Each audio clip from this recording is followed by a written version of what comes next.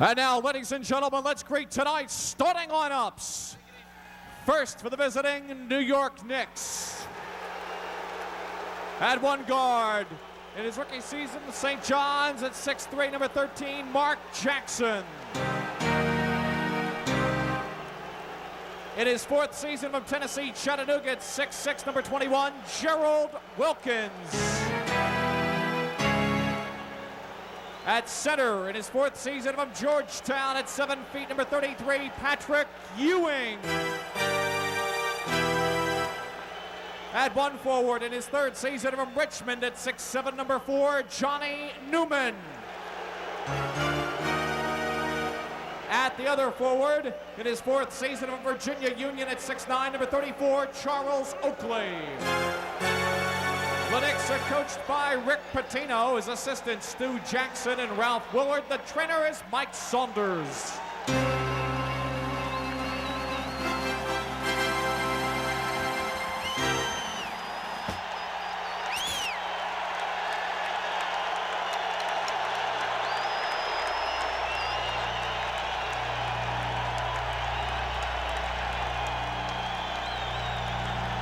And now, ladies and gentlemen, the starting lineup for your Philadelphia 76ers. At one guard, his 11th season on West Texas State at 6'1", number 10, Maurice Cheeks. At the other guard, his rookie season on Bradley at 6'3", number 33, the Hawk, Hersey Hawkins. The center in his 9th season from Duke University at 6'11", number 42, Mike Shuminsky. At one forward in his 7th season from Louisville at 6'6", number 21, Derek Smith. And at the other forward in his 5th season from Auburn at 6'6", number 34, Charles Barkley. The 76ers are coached by Jim Lynam. His assistant is Fred Carter. The director of player personnel is Bob Weinauer. The trainer is Al Domenico. The officials for tonight's game, number 42, Mr. Hugh Hollins, number 28, Mr. Tommy Nunez, and number 9, Mr. Bruce Alexander. Well, there you see the 76ers knowing the task in front of them tonight.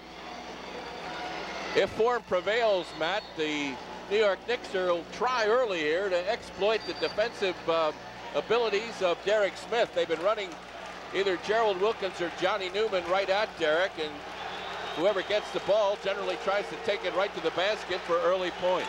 Well, that seems to be the early strategy, and for some reason it dies down as the game wears on, but it's not only getting by that initial pressure, which is key, and they've been able to do that, but I think the Knicks realize that neither Mike Shuminsky nor Charles Barkley are real shot blocking threats, nor a threat to knock them down in the lane. And until somebody knocks them down, you got to figure they're going to continue to do it. We really have an emotionally charged building tonight, Jim, as you would expect in any playoff situation. But the Sixers have to be very careful with all of this emotion. They got to keep their composure and poise for 48 minutes. There are a lot of New York Knicks fans here tonight, and that could very well work in the favor of the Sixers because the Philadelphia fans, sensing that, are trying to keep pace or even outdo the New York cheering section. So we're going to have a loud, wild one for sure.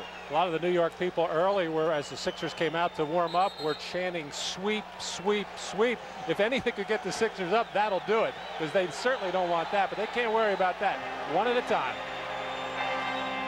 Well, the Sixers steal the opening tap right there. They basically conceded it to the Knicks, putting all their players on one side of the floor, but were able to steal the tap, and here we go. They will try to get Hersey Hawkins off early. If they can, of course. Not so easily done. This shot's been open throughout the playoffs, and the rebound pulled down by Gerald Wilkins. A career high in game one, but quieted down some. There he goes, trying to make a move on Hawkins. And Hersey did a good job of leveling off and preventing the penetration. That's really all you got to do. Make these guys take jumpers. This one is for three, and it's by Mark Jackson. The NBA's all-time best three-point shooting team, and they go right to that strength, right out of the chute. And you can't worry about them making threes either. You got to cut down on the penetration. That's a traveling violation. The Knicks twice this year made 11 3-point goals in a game. And of course their last second 3-point shooting, the factors in victories 1 and 2. Power move underneath by Ewing, and we've got a whistle. Tommy Nunes has a foul on Derek Smith. Derek has had his problems defensively in this series in trying to cut down on the penetration. And as you mentioned, Jim, the Knicks want to go at him. He's trying to put a lot of tough pressure too far out on the floor, I think. There's a little turnaround jump shot that Ewing has been shooting spectacularly, but not that time.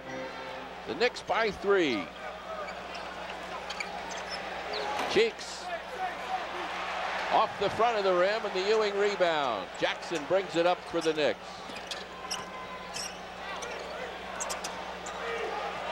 Oakley will take that outside shot, and the Knicks struggling a little bit early on.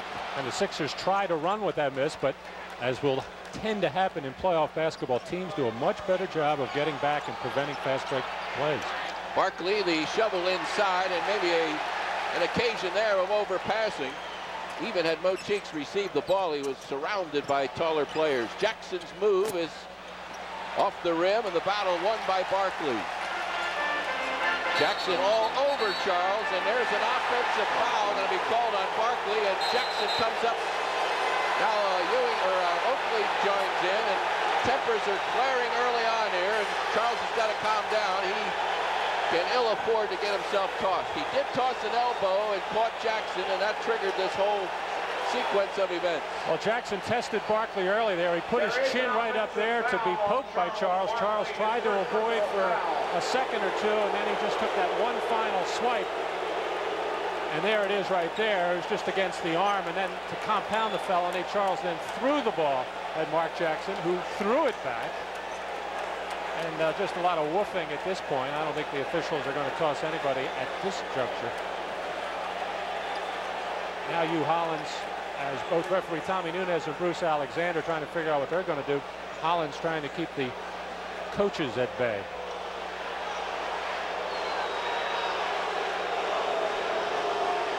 Under certain conditions, an elbow, if deemed flagrant, can result in automatic expulsion.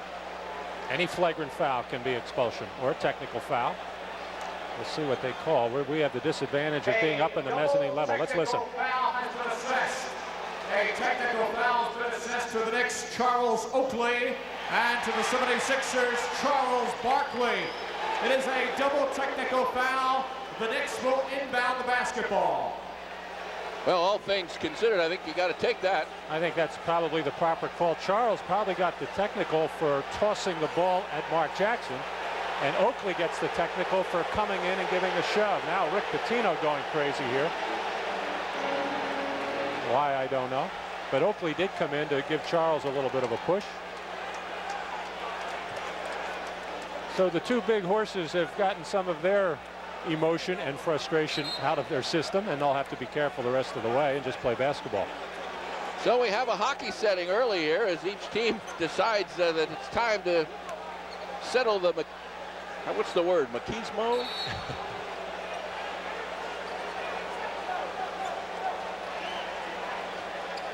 Well, it comes with 9:57 into this first quarter. Now we settle down, hopefully.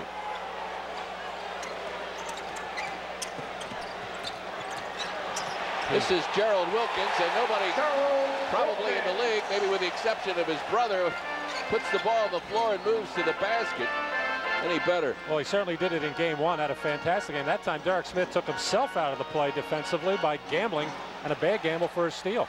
Barkley to Jaminski, who is fouled. So early on, Charles looking very much for his teammates off the dribble. Well, the defense really collapsing on Barkley and anybody else who comes into the lane for the Sixers. A nice feed to Jaminski, and the foul go against Barkley. Good little spin, maybe got away with a little bit of a hook. Well, Jaminski clearly fouled by Charles Oakley, as you see, and the Sixers now are on the board. I'm sure the Knicks very much concerned with the fouls of Patrick Ewing. He really got himself and the Knicks in a hole early in game 2 by getting 2 quick ones. Had to go to the bench, came back, and then got a real silly one against Chris Welp for his 3rd and had to sit out the whole first half. So Mike Jaminski trying for the 2nd one. That one clanks off the rim. So it's 5-1 the Knicks.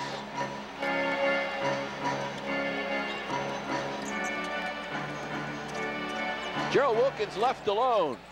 And the follow-up there, both Oakley and Ewing right under the basket. They give it to Oakley. There's the pick and roll play that it was so successful in game 1 with Gerald Wilkins and Charles Oakley. He got a wide open jump shot, and also got the Sixers defense out of whack and enabled the offensive rebound tip in.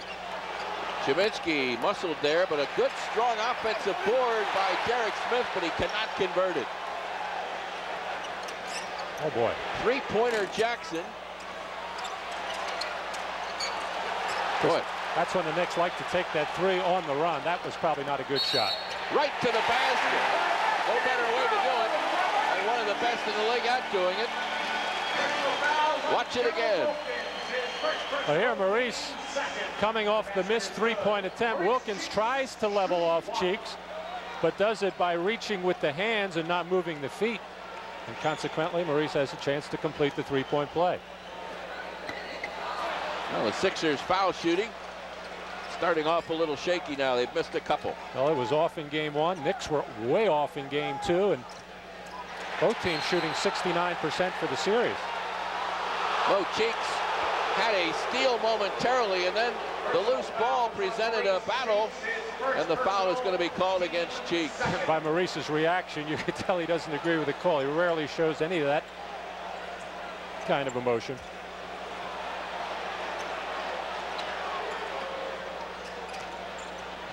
This is Newman, and he puts it right down the well from distance, just inside the 3-point line. Sixers want a delay of the game penalty here, I believe. And I'll get it.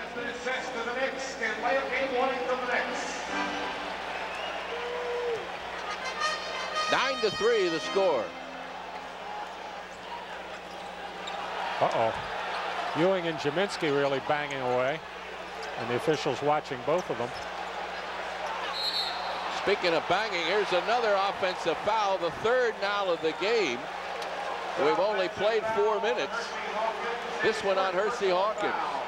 And that time Johnny Newman did a good job of moving his feet and getting in the path of Hersey, who is not really ready to take the jump shot right now. Looks like he wants to put it on the floor and go to the hole. Well, the Sixers have already used up their allotment of personal fouls before the penalty, and Oakley hits from outside. And when you're on the road, one thing you really want to do is get off to a good start, and the Knicks have done that.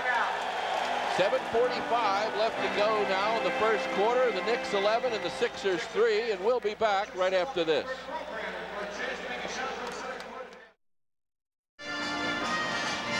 Just a reminder, folks, that the campers are coming in bunches here. Space is getting very limited all of a sudden, and they're about to close out those rosters for Las Vegas. There's even some rumor that some of the current Sixers may show up. What the heck? A great setting, a great chance to have a lot of fun. There's the number to call, 1-800-HERO, 1-800-888-HERO. And we look now at the Knicks, and their hero in game 1 goes to work right here. Well, one of the areas where the Sixers really want to improve coming into game 3 is cutting that kind of play down, forcing that driver to the outside, and at least having some white shirts in the paint to knock them down or block the shot. However, in the early going, despite the 11 points by the Knicks, they've only got 4 of them in the paint. That driving shot by Wilkins and the tip in by Oakley. So despite the fact that the Knicks are hitting from the outside, I think it's still a good sign the Sixers, for the most part, keeping them out of the middle. Sixers looking for a spark here, and there's the man who has been giving it to them in this series so far. 2 outstanding games off the bench, 26 points each time. The inbounds pass, though, is mishandled. And the Knick defense, you have to be impressed with it. Yeah, they went to kind of a matchup trap, which they've done throughout this series and really the last couple of years under Rick Pitino. Used to do it under UB Brown, trapping on side out of bounds plays.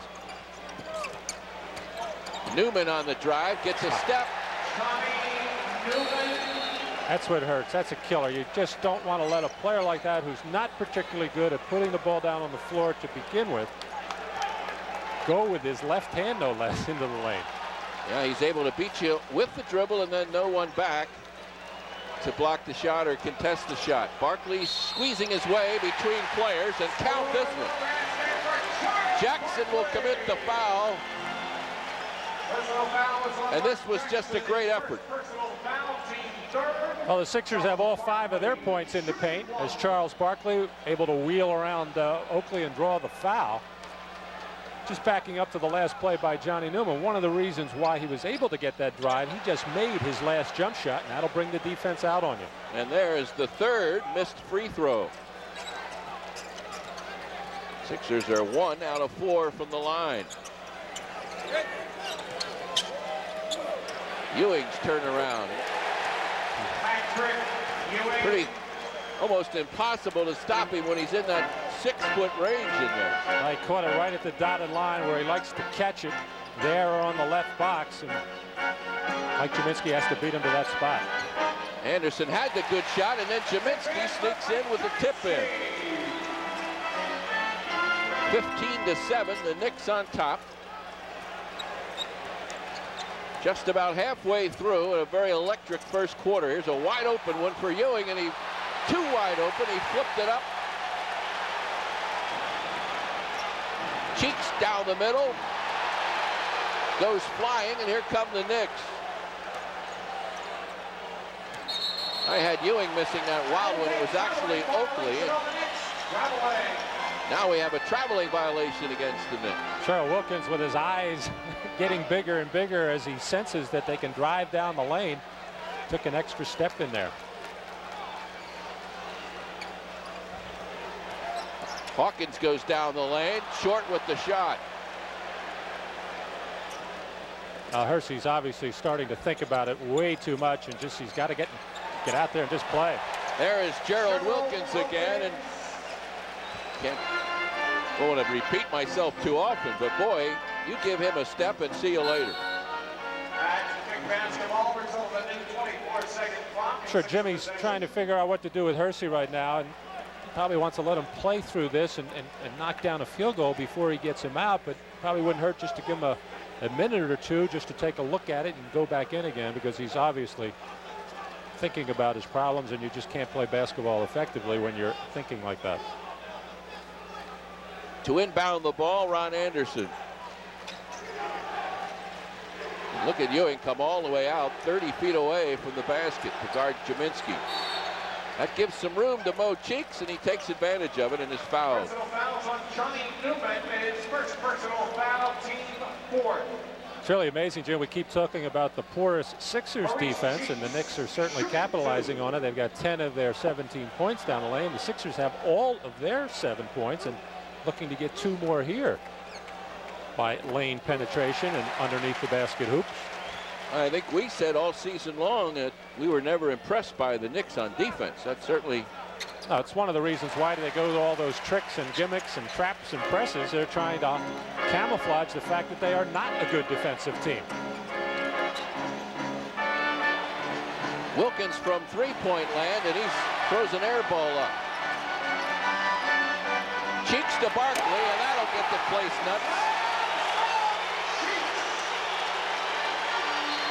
And the Knicks want a timeout as the Sixers come roaring back here.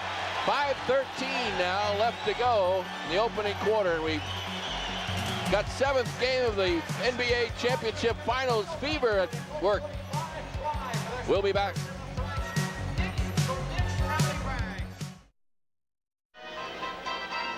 Well, they call themselves the Bomb Squad. They shoot more three-pointers than any team in NBA history, and everybody on the team, it seems, likes to launch them.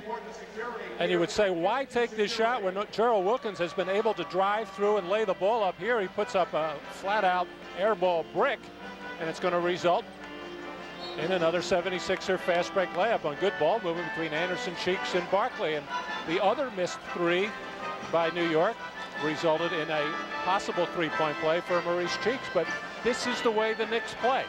Everybody says, well, why don't they change this or why don't they change that? This is how they won 52 games this year. Of course, they've toned down the trapping against the 76ers, so they have made some concessions. Sixers now trying to claw into this Big Nick lead early on. It's now a 17-11 one. Newman off the dribble.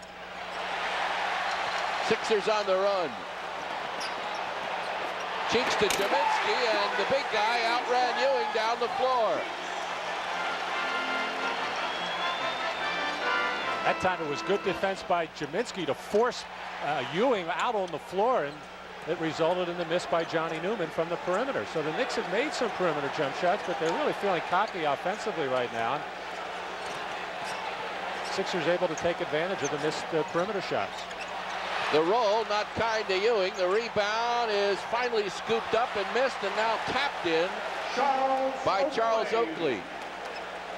Knicks had 3 men on the board that time. Had too many cracks there.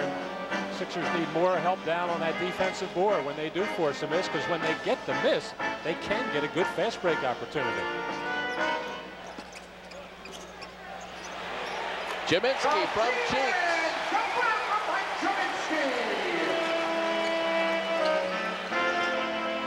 That shot will be there most of the game. Here's a three-pointer by Oakley.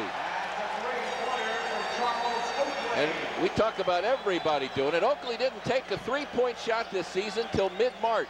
And then he took 41. About half of them have been against the Sixers.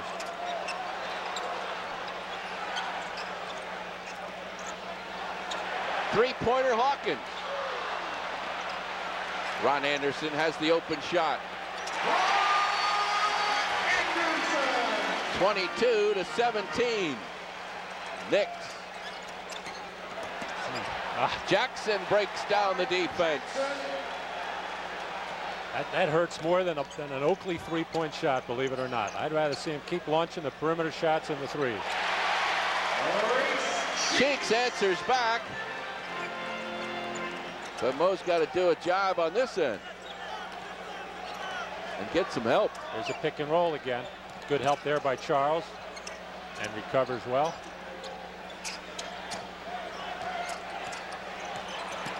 Jackson again. He tried to dish away, and the Sixers come away with the ball and a foul called against New York. Should be against Gerald Wilkins, reaching in and grabbing, and turned out to be a break for the Knicks as it kept the Sixers from getting a lay-in. Kiki's coming into the ball game. Kiki Vandeweghe and Trent Tucker, game 2 hero with the three-point shot, who has really not played particularly well in this series, but of course he'll never forget that shot as long as he lives.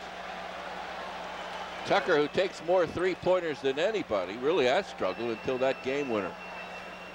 Wilkins on the bench, Gerald that is, with 2 personal fouls. Sixers, who have been miserable on the free throw line early on here, get one and look for another from Hawkins.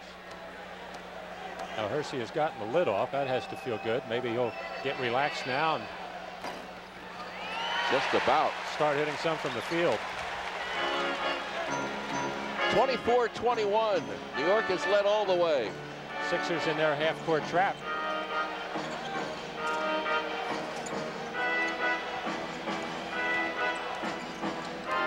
Here is Ewing. He's got some room. He goes over the top. Vandeweghe. Another offensive rebound. This one by Oakley. The ball, though, took a long bounce. A lot of mustard on that one, and Vandeweghe misses again, and finally the Sixers come away with the ball.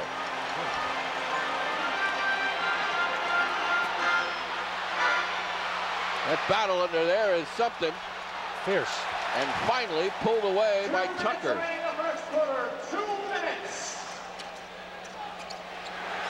Tucker for 3. Another deep rebound, as you'll often see with three-point misses. Nice ball. Oh. Oakley seems to want to shoot that ball too soon. He's so wide open. He doesn't really take a strong move inside there, and he's missed a couple. Now here's Barkley again. One on everybody. And finally a whistle, and this will be a foul on Patrick Ewing. A lot of things happening, but no points coming as a result. If this were a schoolyard game, and it certainly looks like one, everybody would take a lunch break at this point. Guys are worn out. Everybody really playing hard, but it's been wild and woolly. Here's Barkley again, hammering away at the offensive board. Only Ewing in there with Trent Tucker, and Charles just too quick for everybody and able to draw the body from Ewing. Game 4, if necessary, right here on Prism Thursday night, and that'll be an 8 o'clock start. Well, if this continues for 48, of course the Sixers need a win to push it to game 4. I don't know if anyone's going to be able to. You and I will be out there. We've had a lot of basketball in the first 10.5 minutes of this first quarter. The Knicks have gotten much more out of their bench in this series, and they've really gone to it now. They've got Sidney Green in, Eddie Wilkins rather, along with Rod Strickland, Van de Weg, and Tucker. So 5 non-starters on the floor for the Knicks, and another missed free throw. And Strickland is a guy the Sixers are going to have to watch carefully. He was very effective in the third period on Saturday afternoon with penetration and difficult shots, but that's his game. Another outstanding guy who will take it right down the well. Okay, at least Maurice leveled him off, didn't let him get inside for the layup, and I'd rather see him take that jump shot. I'm amazed at his ability to shoot, Matt, on the run like that. He never uses the glass, or rarely does. He's got a knack. Barkley surrounded. And the ball popped out of there, and here's a collision at midcourt. And the Sixers not getting any of these calls. This time Ron Anderson just a fraction of a step too late getting over there. You've got to give that man who's receiving a pass like that a chance to come down. And Charles Barkley going to get a little breather here. Charles is visibly exhausted, not only from the mental aspects of the approach to this game, but Charles has worked his tail off, and good move by Jimmy here to give him a little breather with less than a minute to go in the first period. Gerald Henderson in with Ben Coleman, Christian Velp. Sidney Green and Ben Coleman are taking over now the war inside. Green will shoot over Coleman.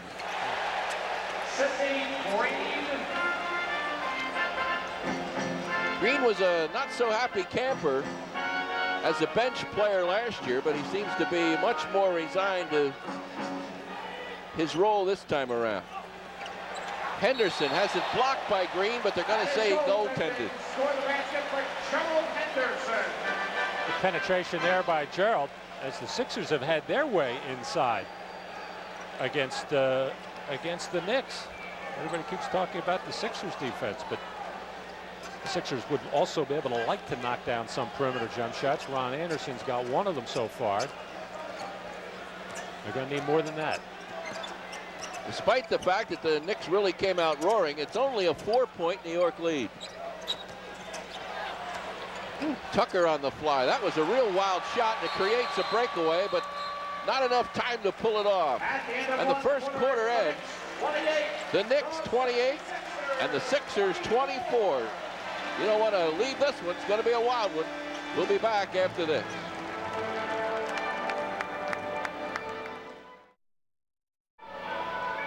(28-24) your score. Jim Barniak along with Matt Gukas, and two fired up teams. And the Sixers' biggest problem so far is stopping the penetration of the New York Knicks backcourt people. He just lulled Maurice asleep for a half a second there with a hesitation on the dribble and got himself inside the foul line. And here's Sidney Green, who's got a newfound post move as he does a nice little spin turnaround jumper on Coleman. He's really developed a better post-up move on the left side of the floor, something he has not had before, so obviously picked it up over the summer. And there is a fatigued Charles Barkley. If you're just joining us, he got into a little set to early on, initially with Mark Jackson, and then Charles Oakley decided to intervene, and we had a double technical foul called, one on Charles Barkley and one on Charles Oakley. And things have simmered down with respect to the extracurriculars, but everything else at a very high level. Well, we'll see if Charles, and it's going to be important for him to get a breather, get his second wind, and be able to go out the whole ball game and be effective rather than doing it in just the short bursts. That is Green taking the ball to the basket and drawing the personal foul. Personal foul is on Ben Coleman fouls Sidney Green.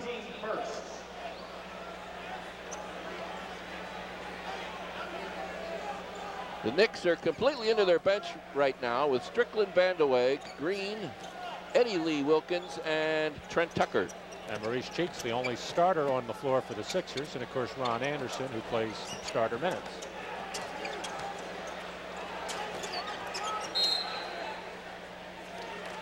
Now we have a foul away. No, we're going to call a 3-second violation on Eddie Lee Wilkins.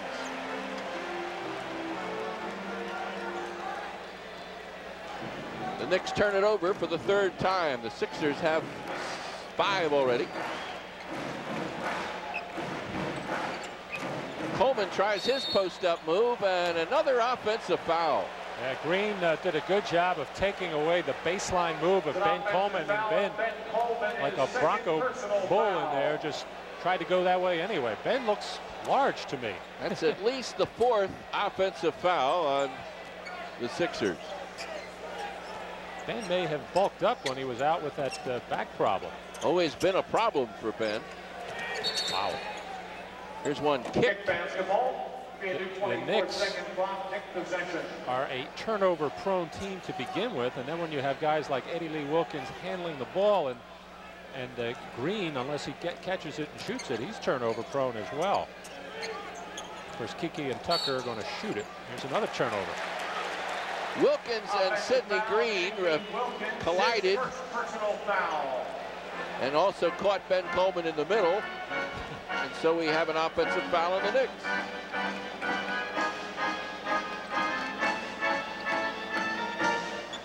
On the run, the shot is short. The follow-up, though, by Ben Coleman. He plucked the partially blocked shot out of the air.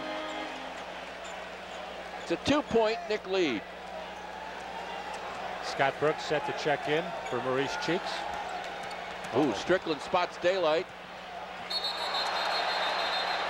And an inline or baseline violation. Now Strickland and Welp getting to know each other a little bit better, but that time Strickland got good penetration down the lane. Looked like he was going to try one of those circus flips on a reverse layup, and somebody got a piece of the ball down low.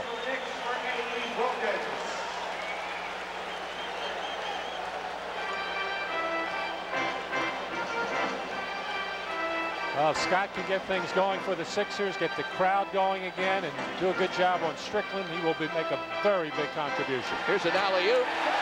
Coleman and Green in that shoving match, and Sidney Green got caught off balance. Here's Scott Brooks, and he's going at Strickland, and he creates an offensive foul. He pestered him enough for the loose ball that Strickland reacted, and now Strickland has more to say to Christian Belp as we're heating up again. We got a 20-second timeout. We hear the pressure by Scott Brooks and the little push-off by Strickland. And in 4 possessions, the only 4 they've had in this second period, the New York Knicks have turned the ball over all 4 times. And as a result, we are tied at 28. Ben Coleman making his presence felt underneath the basket, as Rick Pitino trying to get his troops back in order. Of course, he can only make 1 substitution during the 22nd timeout, and it'll be Kenny Walker coming in for Sid Green. I think, Matt, the more physical the officials allow this game to be, the more effective Ben Coleman will be. I got to agree with that, because Ben's doing a lot of grabbing, holding, and pushing. Gerald Henderson, the open shooter. And now the Sixers with their first lead of the game. And it comes with exactly 10 minutes to go in the first half.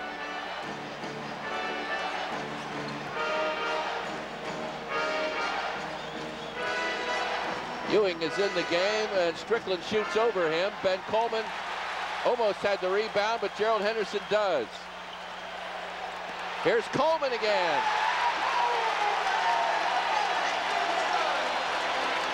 It took a nifty pass, though, by Gerald Henderson. Sixers by 4. And another offensive foul. This one again on the Knicks. That'll be on Kenny Walker. And now the Knicks getting their starters back in. Actually, at that 22nd timeout, unless I missed something, both Ewing and Walker came in, and that's illegal. You're only allowed to bring in one player on a 22nd timeout, but it's neither here nor there. Brooks on the drive, and the rebound swept down by Ewing. Jackson pounded there by Scott Brooks, but here's an open Van de Weeg, and this will be a three-pointer that bounces away. And Van de Weeg is yet to get started.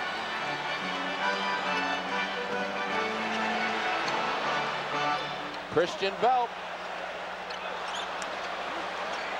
Van de Weeg the rebound. See what Jackson tries to do here. Normally, when he's in the game against Scott Brooks, he likes to pass off and go down and post him up. Not going to do it here. Fakes like he may and ends up looking inside. It's Christian Velp and Patrick Ewing. And the foul's going to be on Velp. That's his first. Rick Pitino right now has to just be happy if his team gets a shot up at the basket. 5 turnovers out of 6 possessions. Hawkins back in for Gerald Henderson. The alley-oop. Ewing has it, misses it.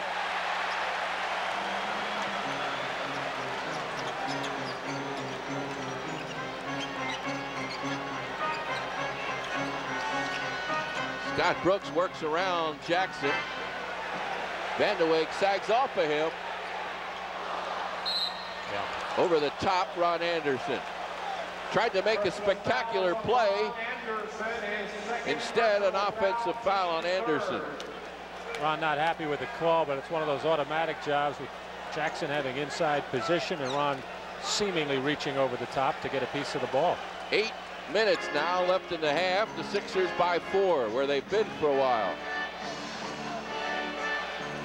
Gerald Wilkins looking inside. 5 on the shot clock. Gerald Wilkins going to have to take a tough one. He shoots over Hawkins and makes it. You see Hawkins right in his face that time. Yeah, you cannot fault the defense there.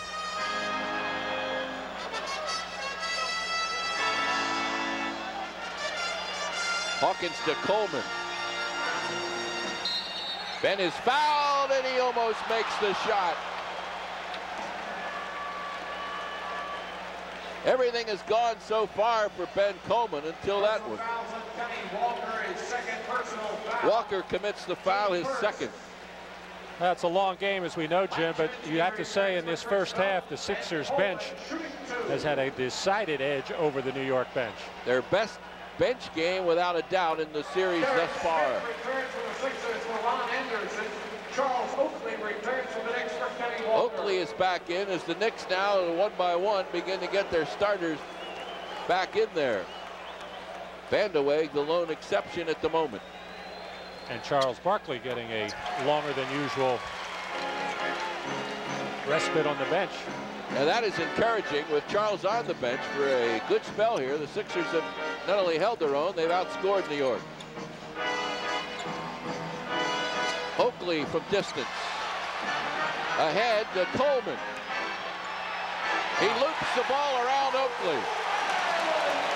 Ben's got 10 points. And he's given the Knicks fits. A timeout by New York. And one of those great stretches where Ben Coleman is having everything go his way. A physical game in which he is being allowed to play, and he's executing well. We're also going to take this opportunity to go courtside and visit with Mark Zumoff, who looks like he's holding up a towel. Well, Jim Barniak, I don't know how folks feel about the wave or hankies or anything like that, but this is the official rowdy rag that was given out tonight by the 76ers management to the first 10,000 or so fans who are attending this game. Speaking of the fans, you may have heard yesterday Charles Barkley talking about the fair weather fans. He wanted a sellout here tonight at the Spectrum. The fact of the matter is the 76ers say they have never sold out a first-round playoff game here at the Spectrum.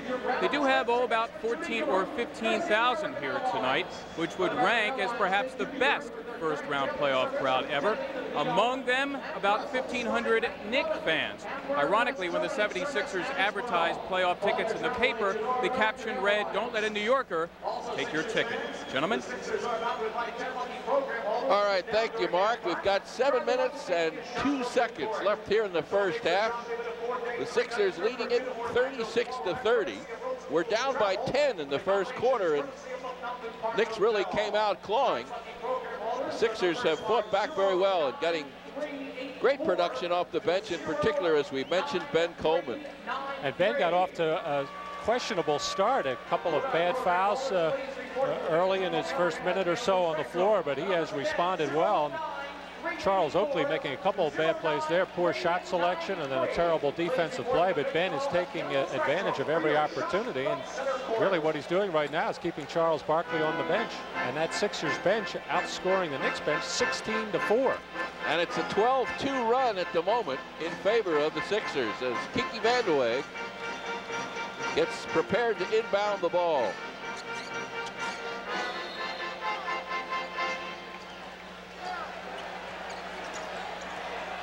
Jackson guarded by Scott Brooks. And they're going to call a foul, a push-off on Mark Jackson. So they're not letting Mark Jackson get away with very much all of a sudden. He'll get away with all he can. You can book that. This rebound snared out of there by Gerald Wilkins, and the Knicks run it up in a hurry.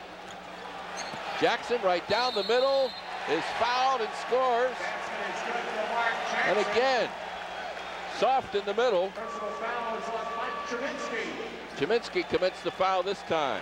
Jackson with a chance to make it a three-point play.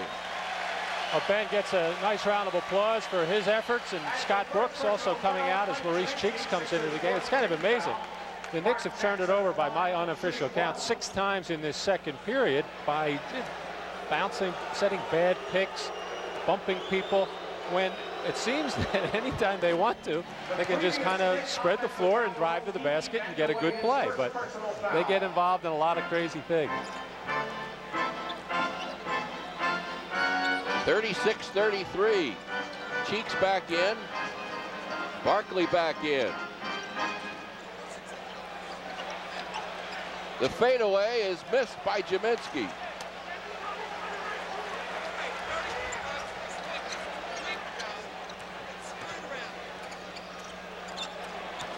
Ewing on the back end. The rebound to Barkley. Derek Smith.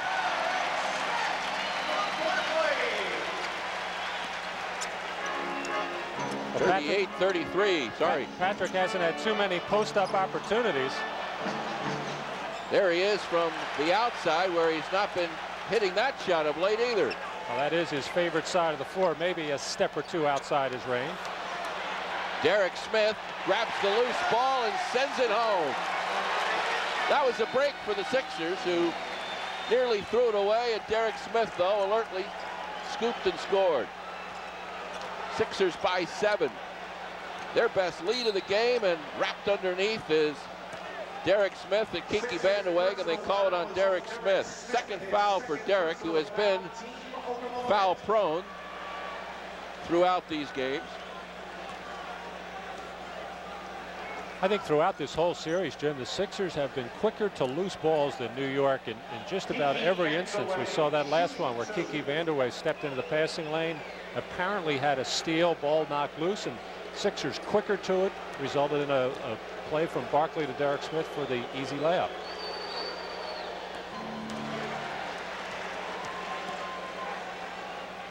Kiki for another. This is why they got him, when their press would be ineffective or their inside game less than spectacular. He is there to give them another added dimension to the outside.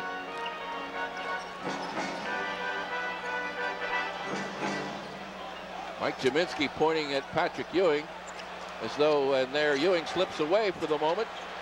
The ball knocked out of bounds by Oakley. Mike Chiminski was trying to orchestrate an illegal defense against the Knicks. Barkley giving an earful to Hersey Hawkins also, and that's meant to just get Hersey into this game more. Here's a timeout called by Smith, a 20-second timeout as he's...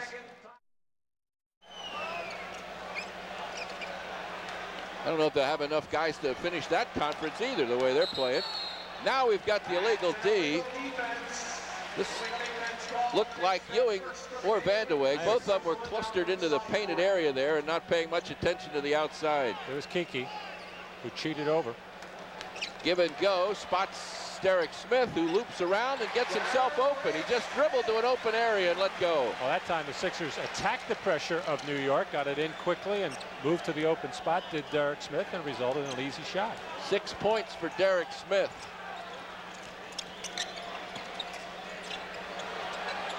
Wilkins, Gerald Wilkins that is, misses the shot. Jaminski throws it away, stolen by Mark Jackson. He'll have a clear lane to the basket. And he saw Hersey Hawkins out of his left corner of his eye coming to try to block that shot. And Mark Jackson made no mistake, and that's, people don't realize how high he can jump. We learned last Saturday how high when he blocked the Ron Anderson layup. That was Cheeks looking for a little room. Now Derek Smith on the run. Jaminski's hook shot. Sixers by 7.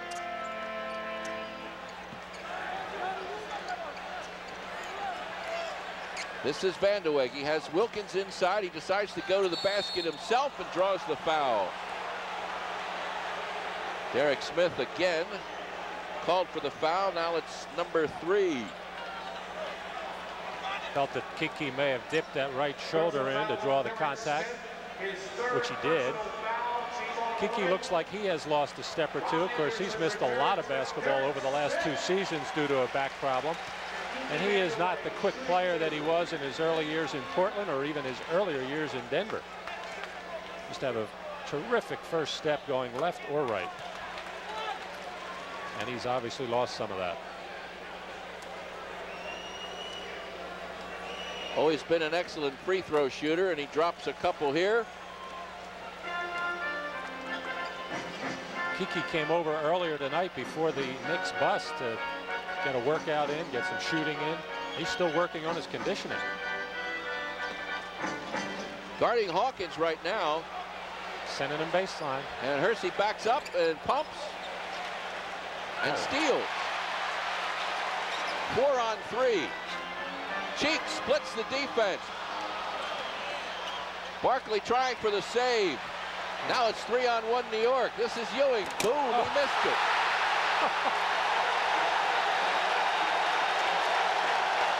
Patrick Ewing tried a Julius Erving move there to take off from about almost a step inside the foul line. Of course, only Doc could do that. But Patrick gave the effort and came up way short. Missed the landing strip.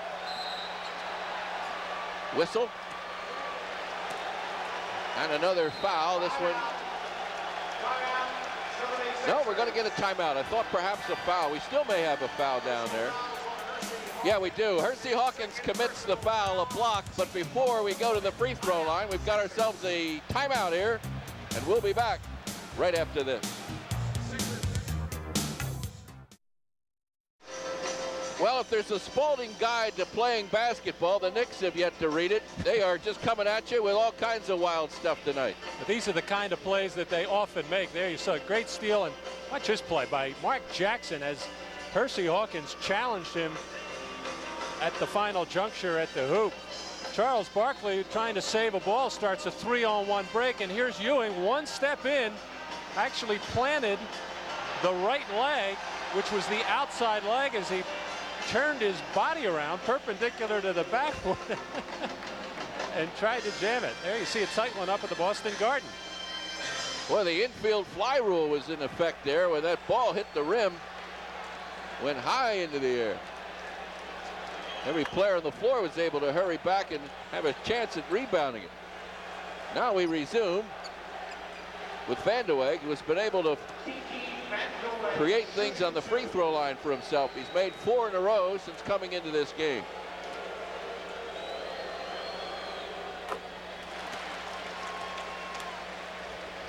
Yeah, Patrick Ewing is obviously a very, very valuable player. Means so much to these Knicks. He does some things out on the floor that really amaze you when you know what kind of a player he is. But that's his style, is to just go all out on every play. Sometimes it results in a silly foul, sometimes a missed dunk, but he feels that that's the way he can best produce in this league, and he's been right the last couple of seasons.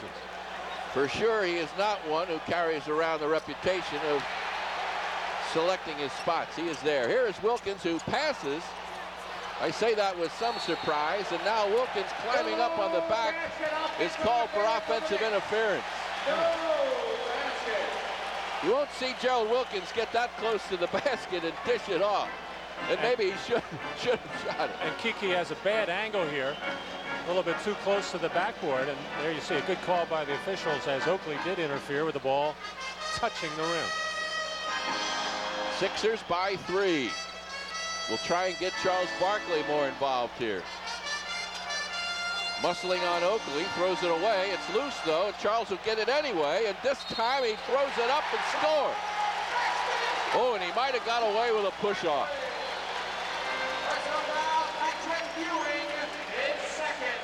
And I think Charles knows he got away with one here. And he's going to, as he throws that left arm out against Patrick Ewing, just to hold him off a little bit.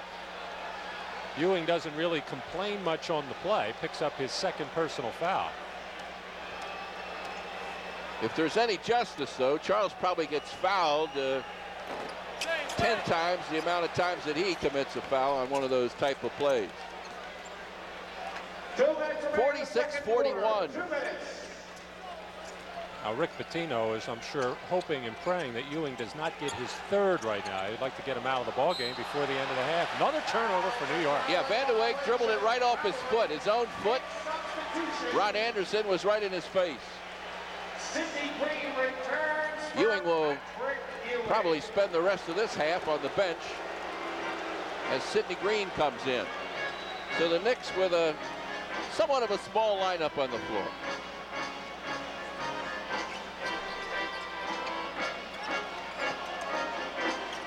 Barkley in traffic. Sidney Green's going to need plenty of help in there. Well, the double team came, but it wasn't a strong one, and Charles able to step right through it. Van de Wijk not doing the job. Boy, Jackson threw that ball, or Green finally got it. And the second effort by Sidney Green will get him to the line. Or Oakley, I'm sorry. Jackson really came out of nowhere with his pass. Watch this. Actually, he's in and doesn't realize it. I actually had to shoot the ball on the way down. Lucky to get it off the back of Jaminski. And Oakley has had a lot of second and third opportunities at the rim. Has missed a number of them and goaltended one just recently. This man's had a busy first half, not to mention trying to stay with Charles Barkley at the other end. And as Knicks now miss a free throw, as Charles nearly travels, coming away with the rebound.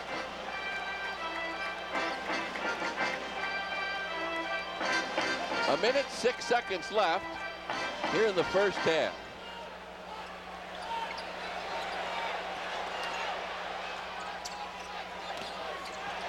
Cheeks finds a new way to beat the double team. He just took the ball to the basket, and goaltending the call. That's an unusual time to double team Charles Barkley when he's out on the perimeter facing the basket. I mean, that's the one guy you would want to shoot a jump shot, but that's the way the Knicks play. And I guess I've said that about 10 times already in this first half, but it's the only explanation you could give for some of the things they do. They defy analysis. But we're going to give you some anyway. Here's Wilkins. Gerald Wilkins.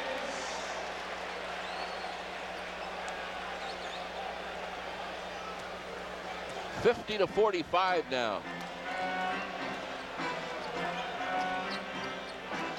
Sixers want to get 2 shots now with about 33 seconds to go in the half. 2 shots to 1 for New York.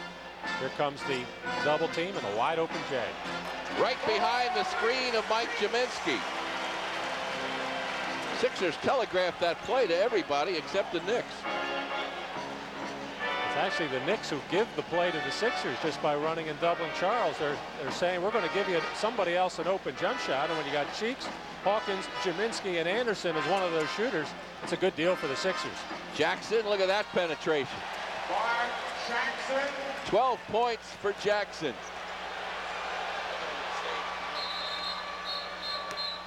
Well, the half ends as intense as this game began, but it's the Sixers who rally here in the second quarter after trailing by 4 at the end of one, have come back and lead 52-47.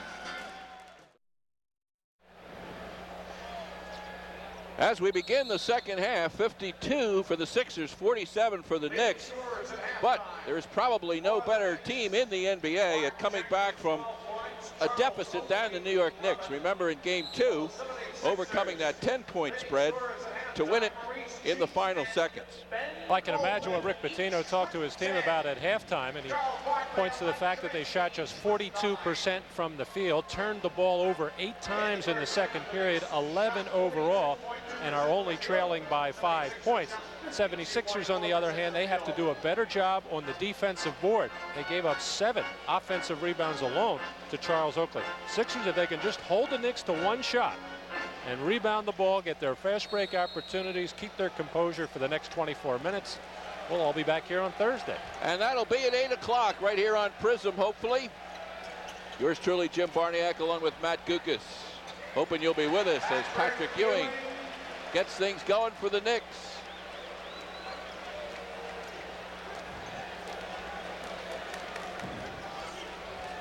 Cheeks, Barkley, Hawkins, Derek Smith, and Mike Jaminski. Gerald Wilkins, Mark Jackson, Charles Oakley, Patrick Ewing. The shot off the front, the deep rebound, and a breakaway for Gerald Wilkins. Johnny Newman, the 5th Knick, as Gerald Wilkins sprints down the floor, and just like that, the Knicks have scored 4 in a row, trail by 1. I think the Sixers set that up specifically to get the open jump shot for Hersey Hawkins. He went 0 for 4 in the first half and now misses his first one in the third period. Sixers know every time Charles catches, they're going to get a double team. That was Oakley on the rebound as the Sixers outside shooting breaks down here at the moment. Stripped and stolen by Cheeks.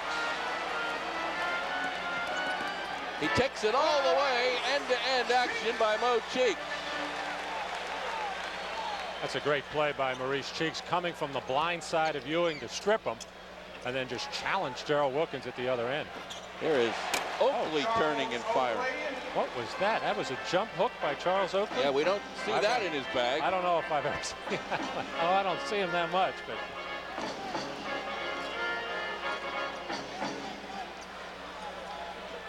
Barkley,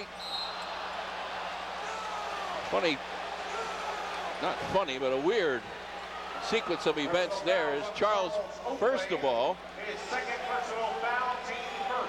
try to figure out why Oakley would go for a steal in the deep corner, get himself behind Barkley, and that's how he winds up tripping him after he didn't really trip. Charles kind of slipped and his foot backed into Charles Oakley. In any case, Oakley gets called for the foul, his second. Yeah, that was weird, that whole play. Here's one off the hands of Derek Smith to Mark Jackson, and Jackson puts a neat move at the end of all of that. 54 for the Sixers, and the Knicks now with the lead again at 55. Well, he showed us he can dunk the ball in that setting. He can also kiss it off the glass. He does that quite a bit. A great touch off the board. Sixers finally hit one from the outside after the Knicks made 4 consecutive field goals. So many times in this series, it's been Mo Cheeks, the one player to get the ball into the basket when the Sixers need it most.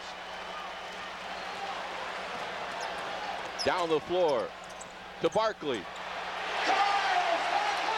Cheeks with another assist. Barkley now with 11 points. Maurice out there doing everything right now. If he's not stealing the ball and scoring, he's making a play for somebody else. He does not want the season to end. He never does. Back door, and it's Newman, and he's fouled. That's the 4th foul on Derek Smith. Jimmy Lynam livid. He felt it was an illegal pick set to open up Johnny Newman. We'll get another look at it on replay. We really can't see that particular angle, but Johnny Newman really broke wide open as Derek Smith got hung up.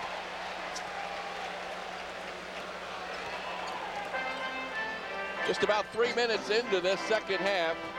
We're deadlocked at 58. Sixers have led by as much as 7, the Knicks by 10. Hawkins, no. Ewing the rebound. Henderson up, ready to come in for Hersey. Jackson tried to spin it up there. Derek Smith and Newman ready to go. And they're gone. They're going. This is a headlock and play is continuing at the other end. I don't believe this. 4-on-4, and Barkley makes the basket. As now we've got Derek Smith and Newman untangled. I don't know if they're going to count that. I guess they're going to count that field goal, but Derek Smith and Johnny Newman were in headlocking each other, rolling on the floor. Jimmy lined them out on the floor to try to break it up, and play was going the other end. Now watch all this. Here we go. 3 officials. They are not dancing. Or hugging. It seems like they want to do something to each other, but they really don't. Jimmy. There's Jimmy out on the floor saying, yeah. "Felt no, guys, come on." And Charles Barkley got a tip in at the other end, which will count. Oh, that's a great picture. Jimmy lined him down there like a referee in wrestling. Darryl Garrettson, the supervisor of officials, is going to have fun with that one. I mean, when he gets these 3 referees in the room saying, "How did one of you not see this?" What we have again is another situation of double technical fouls, 1 each to Newman. These are like these penalties in the and ice Derek hockey Smith. games, right? Now we're going to have a few more words of discussion here. That was about as wacky a thing as I've ever seen. The guys sort of grabbed each other, and then they really didn't want to take it much further than that. And then they found themselves on the floor with Coach Lynham looking in. And no punches thrown.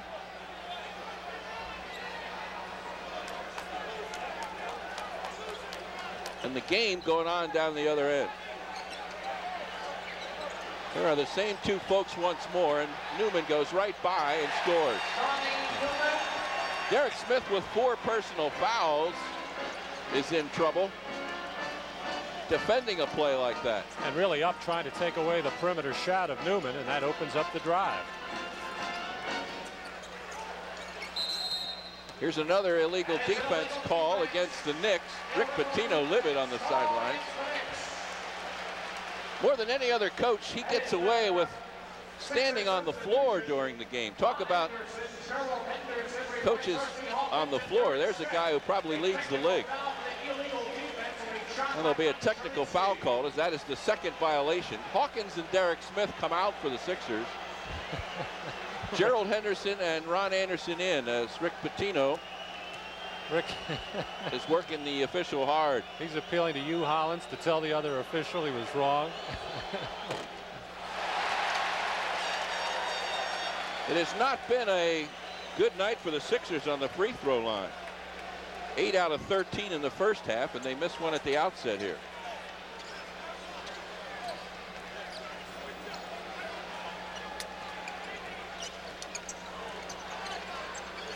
Ron Anderson has come in for Derek Smith, and Henderson in for Hawkins. And the double, and somebody's open. Maurice keeps the ball, though. Didn't reverse it. Thanks for helping me there. I lost my voice. Cheeks to Jaminski, and a foul.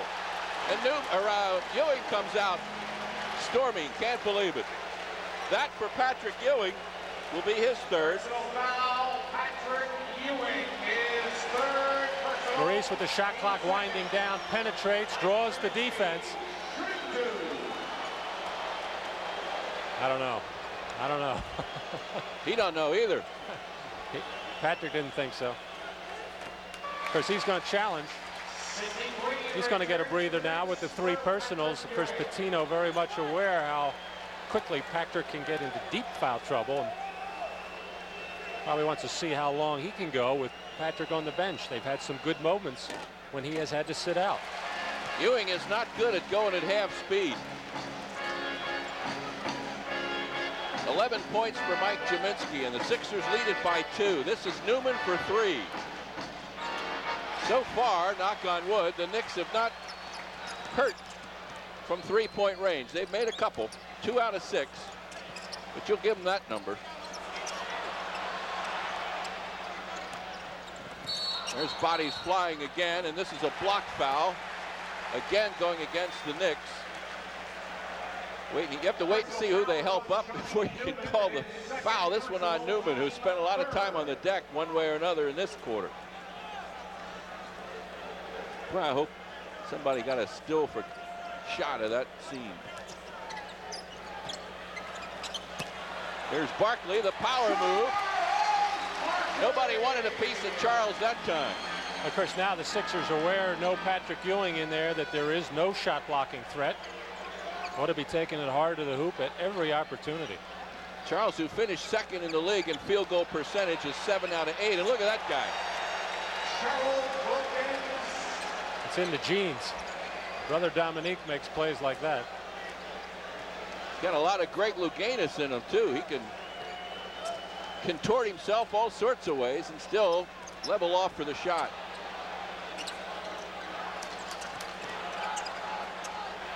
Cheeks underneath. He is fouled by Wilkins. Sixers are going to grab a timeout here. Mo Cheeks will be on the line with the Sixers leading by 2. 6:27 left in the third, and we'll be back after this.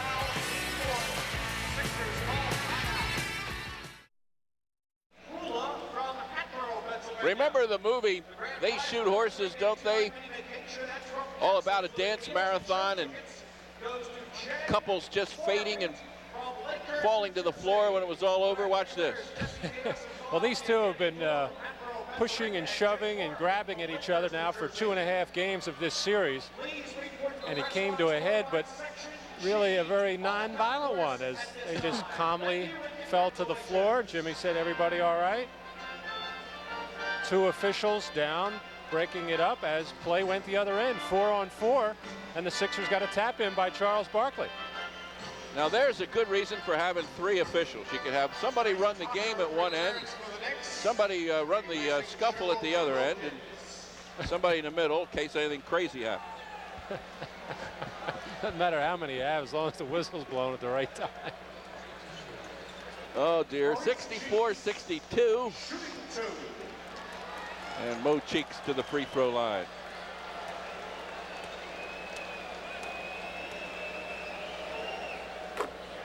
Trent Tucker has come into the ball game for Gerald Wilkins.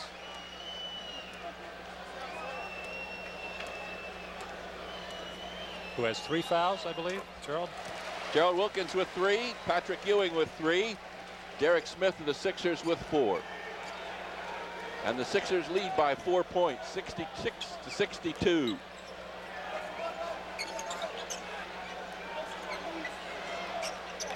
Oakley will take it. He's going to be way short this time. Charles went out and bothered him a little bit.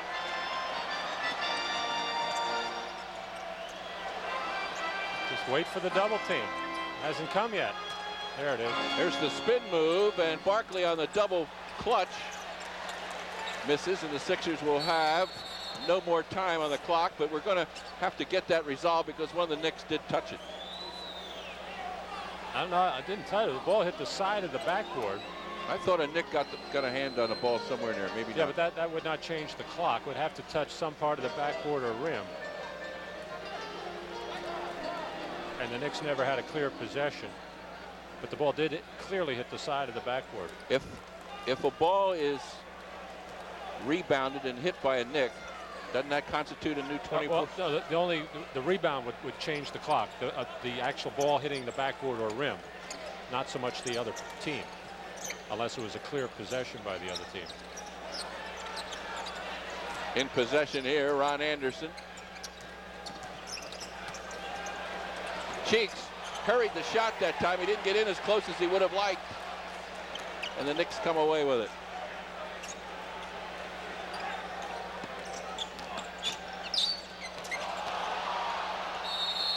A battle underneath, Sidney Green and Charles Barkley. Personal fouls on Charles Barkley. Knicks just coming down, spreading the floor, looking for Mark Jackson to create something. Gives it over to Johnny Newman, who threw a pass inside to Sidney Green, who is really their only effective inside player. We can't really say that Charles Oakley is an effective inside player. We've seen him get some tip-ins, seen him throw up a jump hook, but he is not, quote, a low post player. He prefers to shoot the ball from the perimeter. We've seen plenty of that. And we have ourselves a 2-point game.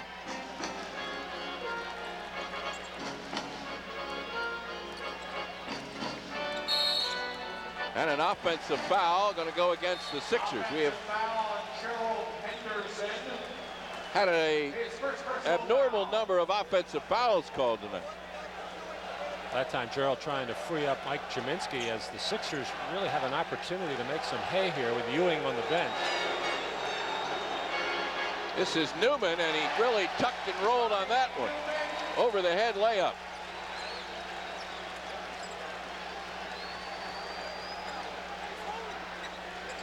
Got to do some damage inside. We're tied at 66 to Barkley, guarded by Oakley. Fights his way through the crowd and makes the layup. Now the Sixers are going to be warned for delay of the game. Nope. Thought they might be as the ball was punched into the crowd. So Ben Coleman is ready to check in, no doubt, for Mike Jaminski, as Jimmy will try to match size for size.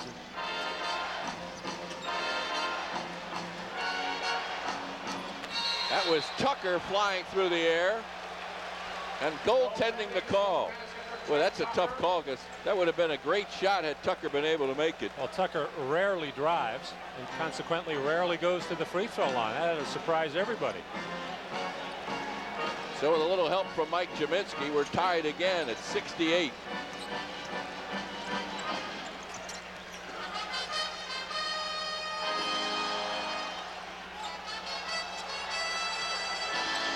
Whoops, Charles puts it on the floor, and it is ruled out of bounds off the Knicks. 5 seconds on the 24-second clock. 5 seconds. Here is Ben Coleman, who had 10 points in a very productive stint in the second quarter. He replaces Mike Jaminski. 5 on the shot clock. Jimmy was trying to get a new 24 on the kick out by Tucker. Oh, now Gerald Henderson just threw Tucker in the first row. There's a personal foul with Trent Tucker. Tucker is the one, after he finally unravels himself from the seats, who gets called for the foul. That's one of those typical savvy Gerald Henderson type of plays. He knew with 5 seconds to go, Sixers not apt to get a real high percentage shot, so he took a chance on drawing the 2-shot foul, which he did, but not going to pay off as he misses the first. It's the 7th miss. Make it 8 so far for the Sixers.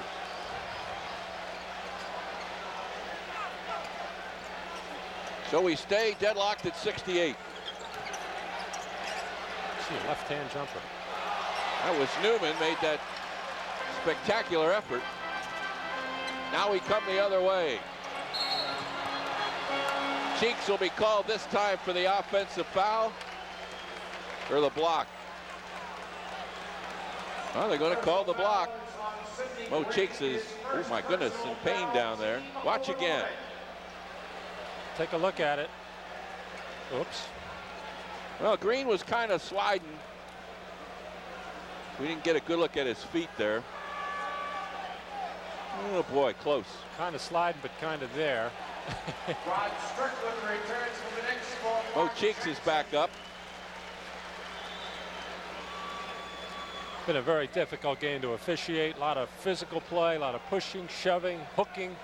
By hooking, I mean getting your offhand of your dribble hand and holding that guy and trying to spin on him. Well, here we are at the free throw line, which is a big story in this game. The Sixers have made 12 of 20. The Knicks 10 of 11. But the key is, Jim, of course, it's very unfortunate not to be making them, but the fact is they're getting there, and that means the Knicks are getting in foul trouble. Sixers getting more opportunities, and the Knicks aren't getting there because they're taking some bad shots. Well, there's 2 that help. It's now a 2-point Sixer lead.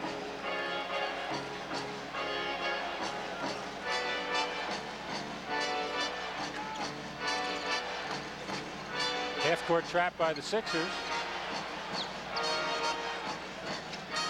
Sidney Green throws Henderson off into the seats. Sidney Green and Gerald Henderson going for the loose ball, and Green just winged Gerald Henderson right out of bounds. There's this again. Gerald does a good job, gets a part of the ball. Oh, yeah. Yeah. It's hard to tell with Gerald. Sometimes you don't know if he's flopping or not. That time he did not. Green is short with the jumper, but Strickland rebounds, takes it up and can't get it. Takes it again, and this time, good second effort by Strickland. He is uncanny inside. Looked like he had an opening on this play, but he's going to clutch it a little bit. He did flip it off, gets his own offensive rebound. I thought he passed that first one. He actually basically threw it to himself by hitting it under the rim. The old Moses Malone trick. Pretty heady play by a rookie. Now the Knicks are up by 1.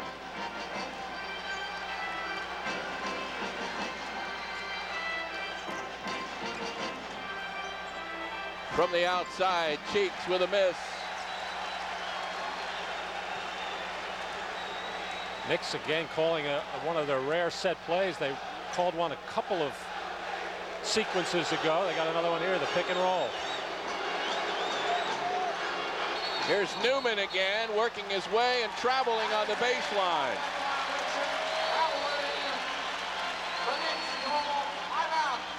The Knicks want a timeout here. 2:42 left in the third. New York 71 and the Sixers 70. We'll be back.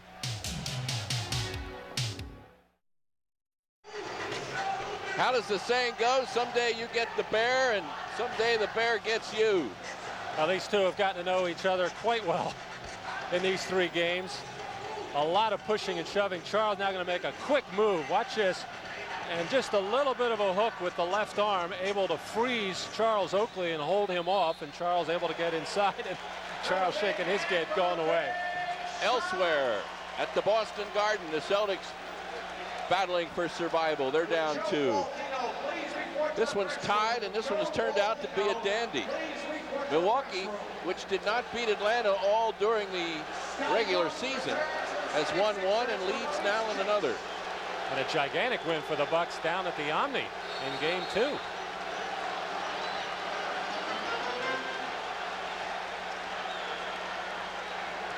Brooks in to give Cheeks a breather. He's guarded by Strickland. Henderson also in the backcourt. Ben Coleman, the hook shot to follow. Well, Ben hasn't had much playoff experience, and this is his career playoff game. He has 12 now. And no thought of double teaming him. Oakley left open.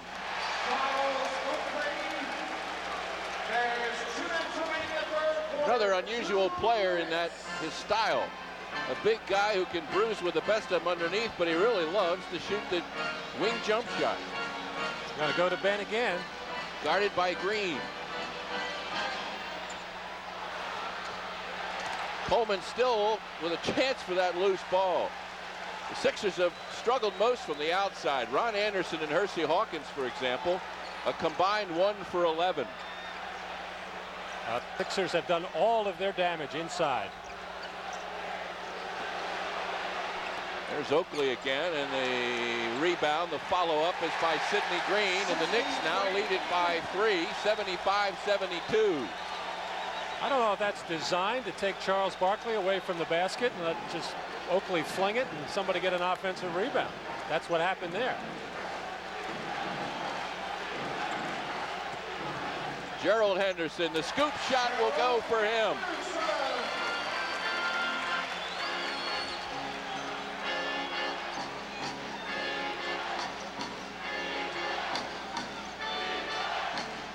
Backing in Strickland. They tried to run a set play there and just terrible execution, and going to have to go one-on-one. There's Tucker again, and if he makes 3 of them all year, it's news. He's made 2 so far tonight. Oh. Henderson is fouled, and Strickland takes a walk. Strickland knew he was in trouble with Henderson bearing down on him, tried to cut in his path and then strip the ball. No doubt got a piece of the ball, but also got a chunk of Henderson. Well, this is just end-to-end mayhem right now.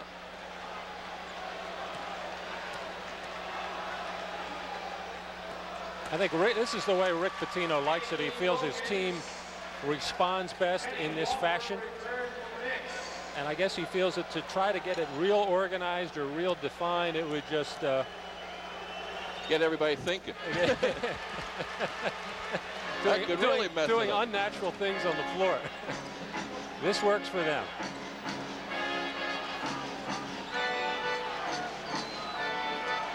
.30 seconds left here in the third quarter. Newman floats by, loses it. He got fouled.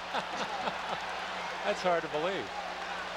Johnny Newman is he's not even beside himself. He can't believe that he did not get a foul call on the first attempt as Ben just tried to foul him.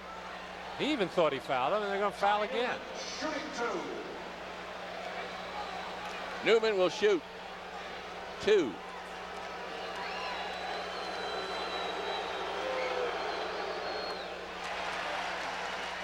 The Knicks have not been to the foul line very much in this ball game.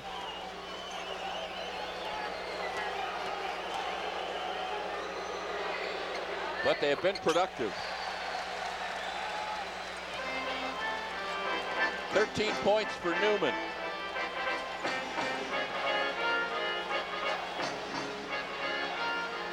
Time left, 10 seconds.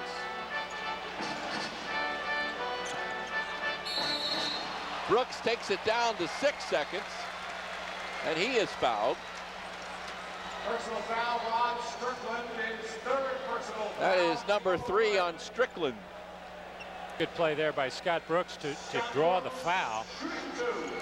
Keeping possession of the ball, taking the shot clock down pretty far. Now you got to be careful the last 6 seconds here. Both teams. Sixers want to keep the Knicks from getting an easy one. And of course the Knicks, you would think they'd be thinking they don't want to turn the ball over and give the Sixers another opportunity. Either of those two things could happen. Now it's 79-78. The Knicks to Newman, who will try for a desperation half-court shot that nearly went in. Hits off the front. And as we seesaw back and forth, the Knicks who led after 1, the Sixers ahead at the half. Now the Knicks by 1. 79-78 with 12 minutes of regulation time to go. Our lucky shooter is Jonathan Branch from Lafayette Hill, Pennsylvania. He'll have 40 seconds to make a finish shot from the... Well, judging by the way games 1 and 2 have gone, it comes as no surprise that we head into the final quarter of game 3, separated only by a single point. In a game that has an unusual amount of little men being able to drive right down the lane, both teams. Gerald Henderson just going right around Trent Tucker in an off-balance kind of way, able to knock that shot down. Tucker making one of his rare drives to the basket. We saw him score on the goaltend by Jaminski earlier in the period. Here, tough shot off the glass. Couple of unique things in this game, Jim, and I guess it occasionally happens, but when Charles Barkley spent a lot of time on the bench in the second period, the Sixers took over, and Ben Coleman was doing a lot of the damage for Philadelphia. Here, Patrick Ewing went out with his third foul midway through the third period, trailing by 2 points were the Knicks, and they come away with a 1-point lead at the end of the 3 periods. So with the 2 stars on the bench, their teams have responded well without them. Well, Ewing is back. Charles remains on the bench. So Henderson and Jaminski, Ron Anderson, Ben Coleman, and now a 3-pointer by Scott Brooks, and he's got it. Well, the perimeter shots have not been coming, but that was a big one. Giving the Knicks a little bit of their own medicine here. Both guards hit the floor. Here is a drop-off pass from Henderson, and now we've got more people. Let's see, 5 people on the floor, 5 standing. We've had something already. It's amazing how these regular seasons games have gone between these two teams, up in the 120s. Now they're struggling to get over 100. They are battles for physical survival now. 10 points for Gerald Henderson. And the Sixers swing back in their favor, 83-79.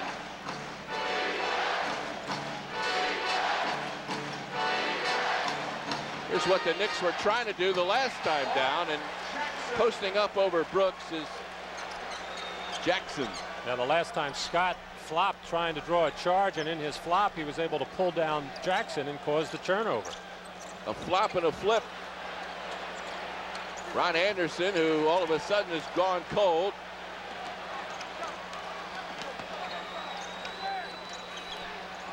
With Patrick Ewing getting in the way of Mark Jackson. And a foul called. Personal foul is on Scott Brooks. Brooks with his first personal foul. It will send Mark Jackson to the line. Looks like Jackson has come out to start this fourth period, much as Maurice Cheeks did in the third period, looking like he wants to take over and establish something, as he has made all 3 plays for the Knicks starting the fourth quarter. A good idea to get the ball out of his hands if you're a Sixer guard by denying him the basketball and keep him from getting it back. Make somebody else handle it. All right, we're tied now at 83. There's the full court trap. First time the Knicks have used it in this game. Sixers usually like to go right to the basket with the ball, but the Knicks do a good job. With Barkley out of the ball game, Sixers don't figure to be as effective.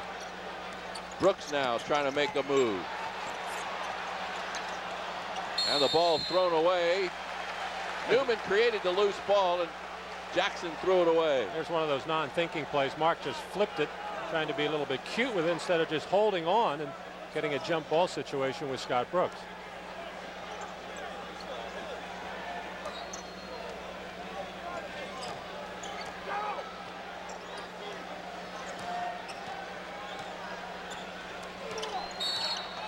A tie up underneath, and Gerald Henderson, you better be careful around him because he's so good at making a little thing turn into a big thing. And Patrick Ewing commits his 4th foul. And we saw his reaction to that. He's going to say, all the pushing and shoving going on in this game, you're going to call that on me? Hey, he's doing more right now. Ooh. Doesn't make any sense. Almost a 2-hand body slam. He does come up with a great block there on Brooks. Kaminsky the rebound, uses the glass and can't get it to go, and on the deck goes Ben Coleman, and we got another foul. Ewing again. Well, all of a sudden Ewing has gone from 3 to 5. Oh.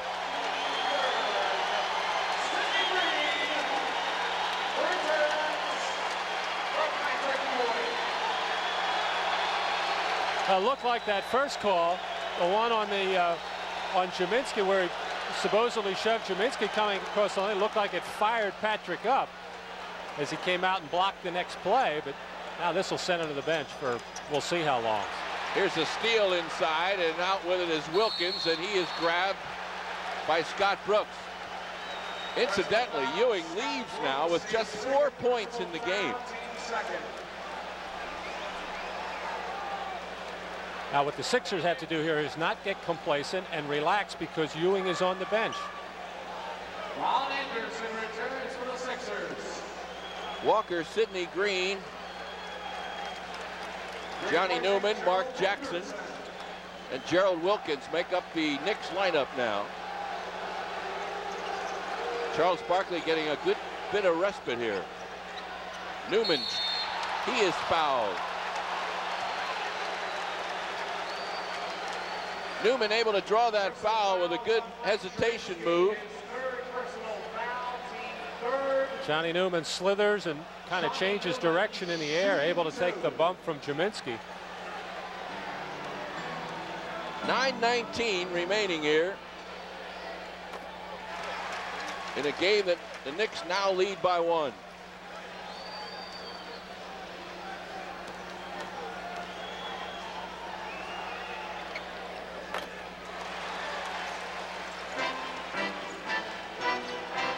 The press.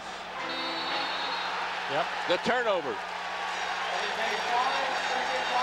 The Knicks can choose their spots and pick their spots, and they are very effective there. Exactly, Jim. Much more effective, especially with guys like Coleman on the floor and no Barkley.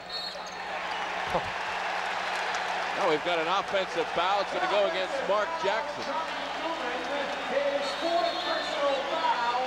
The Knicks call timeout. Newman, I'm sorry, gets called for the foul.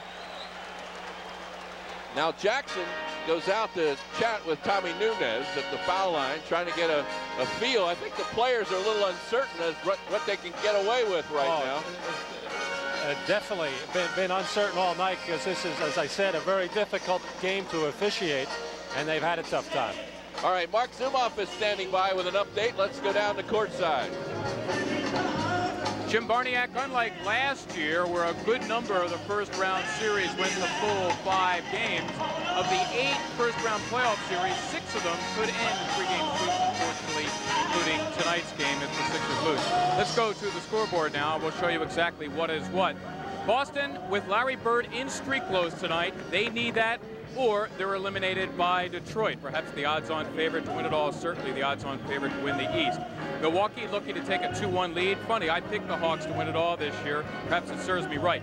Phoenix, the big surprise during the regular season, they can eliminate Denver tonight at McNichols Arena. And how about Golden State? Don Nelson doing wonders with that small lineup, winning both games at the Salt Palace in Salt Lake City. They could wrap things up tonight. Tomorrow, LA and Portland, and it will be Seattle and Houston. Wins by the Lakers and Sonics, respectively, can eliminate the Blazers. And Houston tomorrow tied at 1. The Cleveland Cavaliers will be at Chicago. Gentlemen. Sixers trailing now by 2 on this play by Mark Jackson. As he likes to do against Scott Brooks, take him inside every chance he gets. Makes a nice spin move, and he uses the glass so well, especially on that side of the hoop. And that shot was challenged by Mike Jaminski, who came over to help, and just over his outstretched fingertip. Barkley back in the ballgame for Ben Coleman, who played well again after having an outstanding second period. And Derek Smith at the 2-guard spot, as both Ron Anderson, Ron is in the ballgame right now. Ron Anderson and Hersey Hawkins have struggled from the field. Charles Oakley returned for Kenny Walker and Johnny Newman.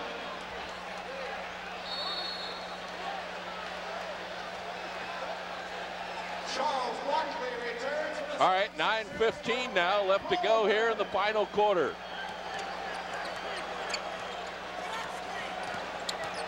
Cheeks looks inside to Jaminski. And rebounding the miss, Gerald Wilkins.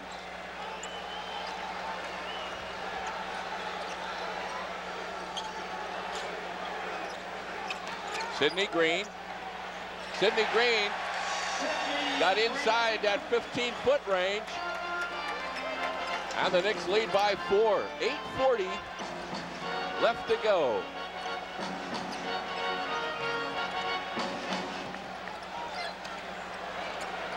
There goes Ron.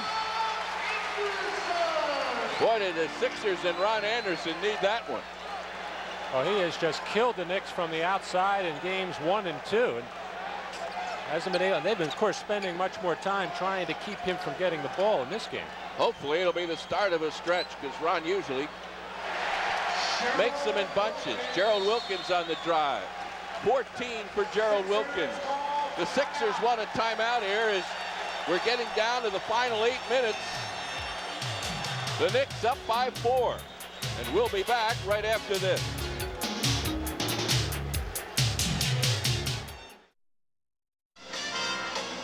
The hero of game 1, Gerald Wilkins, with a career-high 34. Getting with it here in the 4th quarter. And the pick-and-roll play, which was so effective, Charles Barkley and Derek Smith really not doing a good enough job. That was not a particularly easy shot, but you know that's one play that the 76ers have really worked on in practice, trying to defend, or at least getting set in their own minds how they want to defend it. And Jimmy took an angry timeout there. I'm sure he wouldn't mind if Gerald found some other way to score on that play, but that is one thing they don't want to give up: penetration into the lane.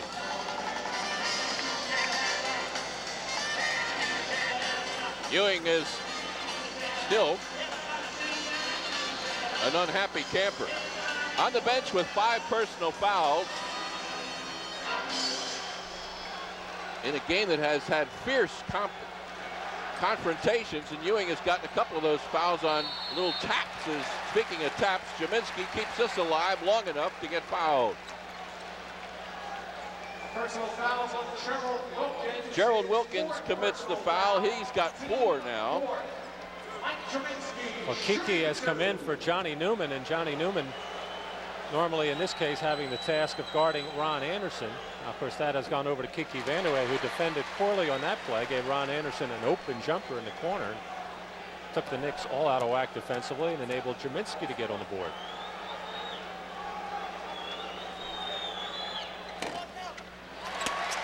'89-87.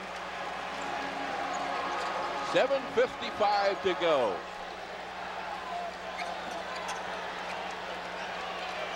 Vanderweg in the game for the Knicks, trying to run some stuff for him, and now we have a grabbing foul called against the Sixers. Ron Anderson. You're right. I think the players are a little confused and frustrated with the officiating, Jim, and its lack of consistency more than anything. And I'm again still saying it's not an easy game to call with all the grabbing and holding, and of course the importance of the game. Isolation here of sorts now. Oakley just throws up a block and moved his man out like a football player. Here is Jackson for 3. And you don't want to see this stuff start happening. Jackson started the game with one of those. Comes back with another.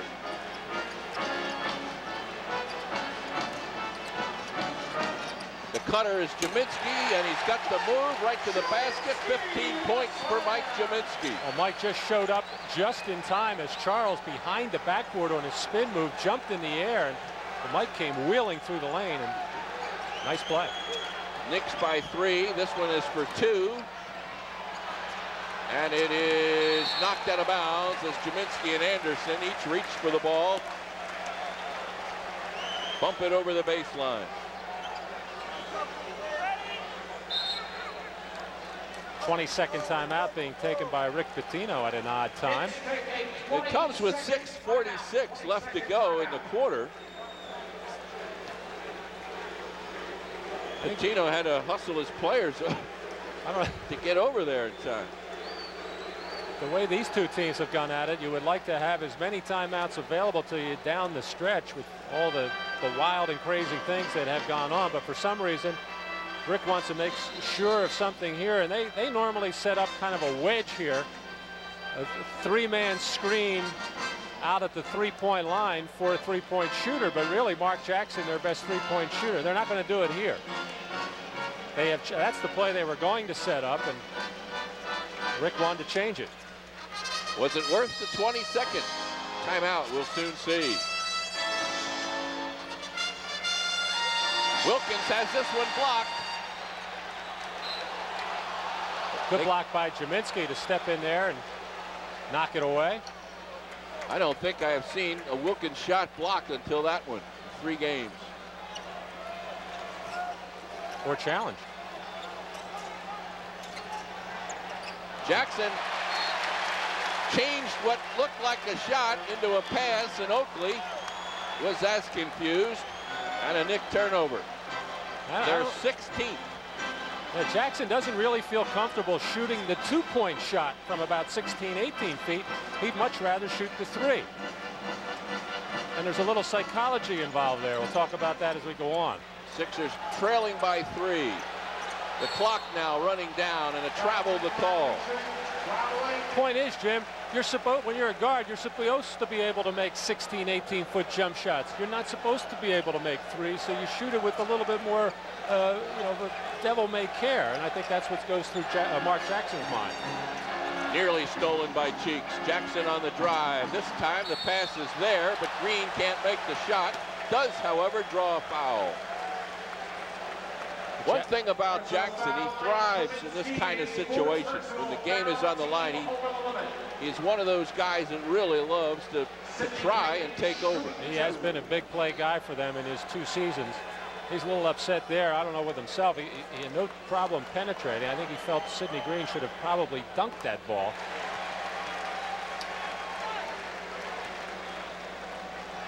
Sixers have to get something going at their end. They've been a little bit stagnant offensively. Oh, this one kept alive and pulled down by Wilkins. Jackson finds a wide open Vandeweghe, and now the Knicks lead this one 95-89. Got to get the scoreboard on track. They got the wrong numbers up there. Sixers in need of a basket big time here, and they get it. Derek Smith is fouled, and that couldn't have come at a better time.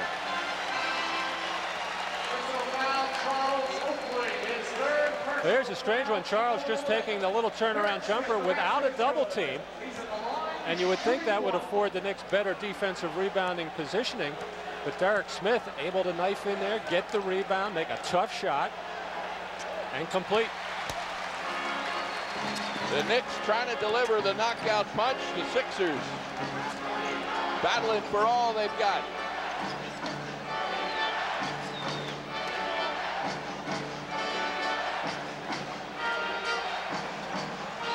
Derek Smith guarding Wilkins, does a good job. Jackson, three. He's got another one.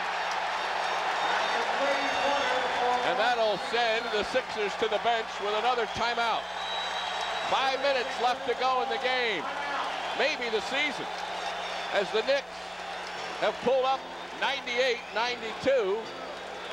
And that three-point shot, which was almost non-existent throughout 3/4 of this game, has come to the fore. And boy, it's beginning to look like a little deja vu here with games 1 and 2. Well, Maurice Cheeks gambling in there for the double team. I don't think it was a called double team by the Sixers. The only guy they would double team would be Ewing down low, but Maurice left Jackson. Mark still had two Sixers running at him, able to knock that shot down even after he looked to find the line.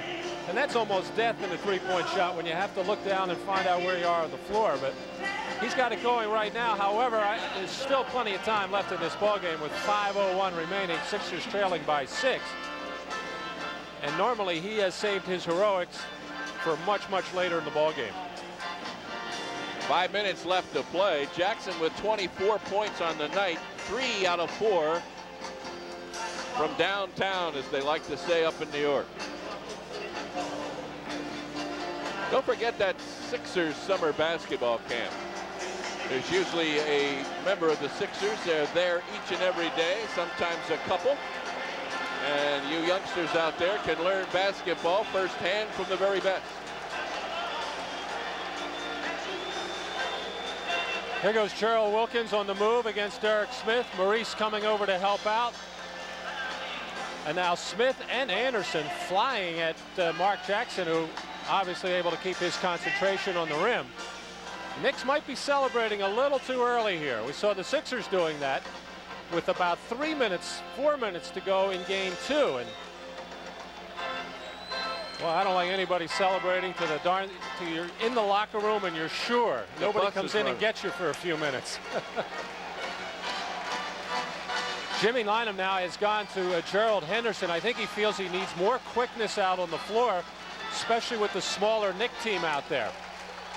This doesn't feel Derek Smith has the foot speed right now. So it'll be Henderson and Cheeks in the backcourt, Anderson, Jaminski, Barkley up front.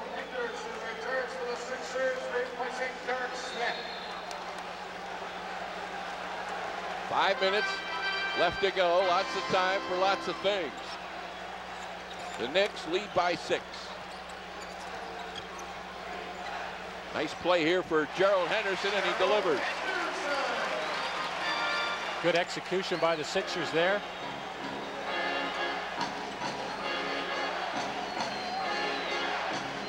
All this without Patrick Ewing, mind you, has been on the bench in foul trouble much of the stretch run here by the Knicks. The loose ball is grabbed and tossed in by Oakley. Look at this. Now that's a rare Knick pickup of a loose rebound. Charles Barkley usually eats those for lunch. Anderson coming alive late. That's only his 3rd field goal of the game. 2 of them, though, have been here in the 4th quarter. 100-96. 4 minutes now left to go.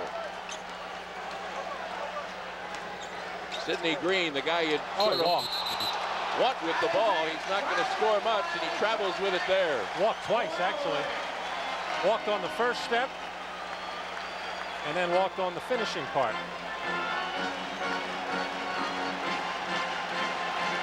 And Ewing gets set to check in. He does at 3:45 on the clock, but he has 5 personal fouls, although the Knicks have done as well without him tonight. Here's Barkley being pushed over the baseline, and a foul goes against Charles Oakley. He's got 4. The Knicks are over the limit. Now the Sixers have struggled at the line and have to change that. They are 18 for 20 to this point.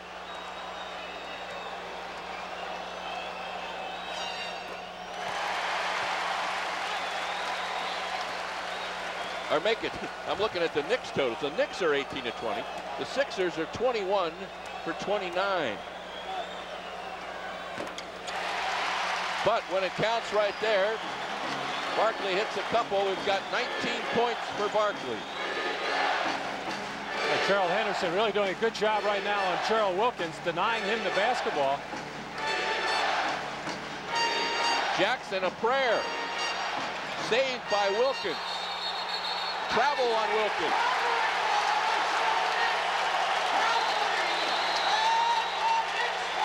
At 3:19, the Knicks lead 100-98. The Sixers putting on a rally, and Rick Pitino calls a timeout. And so we'll be back right after this.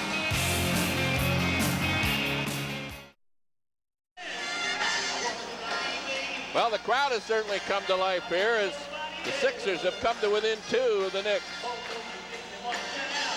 We're going to see the air ball by Gerald Wilkins, and we're going to find out why Charles Barkley does not come away with this. It's because Sidney Green able to take him out of the play. Oakley gets the lay-in, no foul called as he got hacked on the arm. And the Sixers were, I think, able, Jim, to weather about 2 minutes of rocky road there. Looked like they were reeling and maybe lost their confidence a little bit, but now with Gerald Henderson playing good defense at the Sixers end, they feel like the momentum is back in their favor with 3:19 to go, and the Knicks leading 100-98.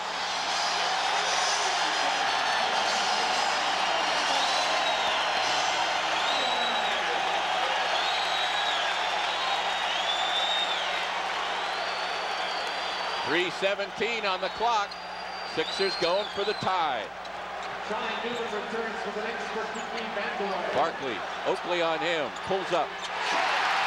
100 to 100. Again, no double team. That's the last 2 times Charles has got it in the deep post. No double team, and he scored both times. Or the Sixers have scored, I should say. Ewing, his pet shot. That is only 6 points for Patrick Ewing, but well, he got it where he likes to there. He is wired right now. He wants this one bad. Now the double comes.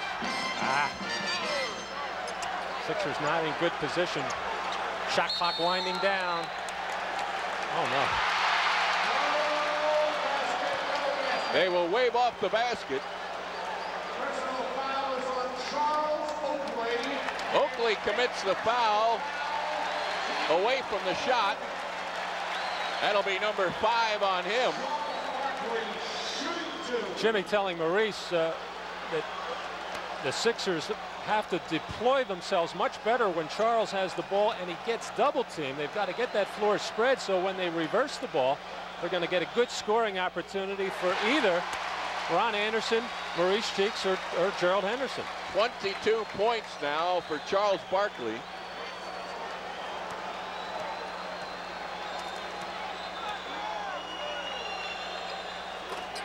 And they include a 4 out of 4 here in a game in which the Sixers have not shot the free throws all that well. Ewing nearly loses. Now he's in tight. Blocked by Barkley. A great play there.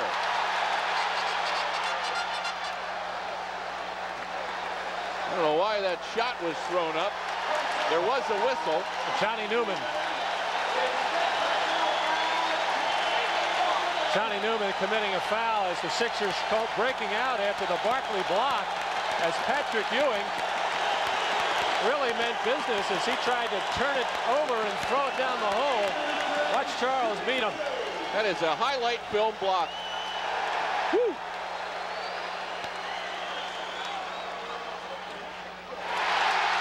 Now it's the Sixers with the lead. 3 different Knicks now with 5 fouls. We still got a lot of time left. We do. Knicks have 2 timeouts remaining. The Sixers have 2 as well, plus a 20-second timeout. Most of the people standing here. Now they're settling down. This is Gerald Wilkins. Ewing wants it. He is working hard to get it. Now he decides to work outside, setting screens as Wilkins takes it in. Well, Mike Jerminski really doing his best to push Ewing out, keep him from getting the ball. Ewing did the smart thing there to go out and set the pick, and then Mike was unable to help out on Gerald Wilkins. 104-104. Guy just walked by with a stethoscope around his neck. Isolated. Oh.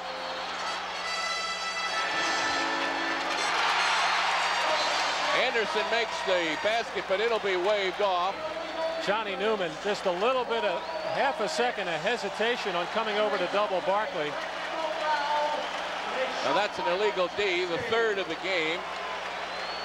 Mike Jerminski will shoot. Sixers will retain possession, of course. My goodness.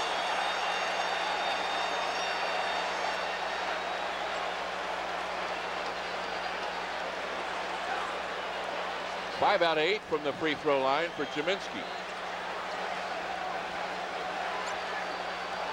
Gerald Henderson post up momentarily. Now he runs a screen for Barkley. That's all it is, just to set up the defense to set that screen across. Swinging the ball to the open shooter, Henderson, and it won't go for him, and the Knicks are able to save it. 1:15 left in the game. Tied at 104.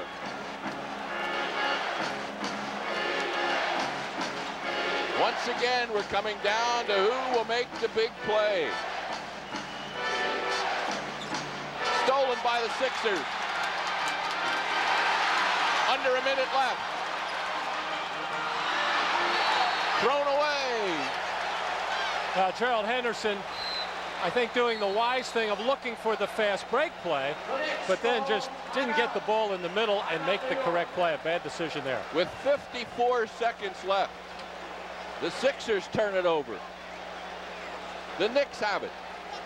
And they call time. We're going to look at the mayhem once more. Big defensive play by the Sixers as they hound and harass Gerald Wilkins. Barkley on the steal. Flips it out to Gerald Henderson, and the Sixers have numbers here, but Gerald has to get more in the middle of the floor and come to a stop. Making that pass on the run, you're more apt to turn that thing over 8 out of 9 times. You got to get the ball in the middle of the floor, come to a stop between the top of the key and the foul line. So a costly turnover at this point, and this point is 54 seconds to go in the game. Game 3 of this best-of-5 series in which the Sixers trail zip 2, and we're all tied up at 104.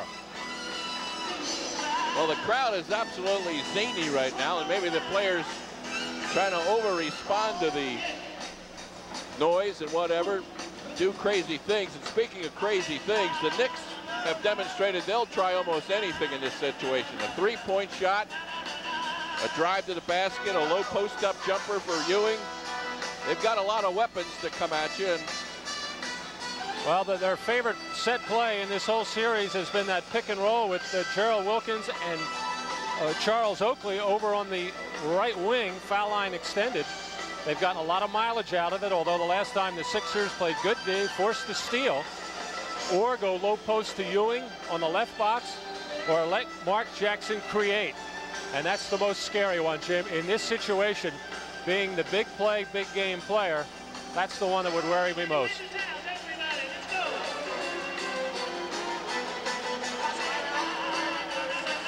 we have Oakley, Ewing, Mark Jackson, Gerald Wilkins, and Johnny Newman, who will inbound the ball.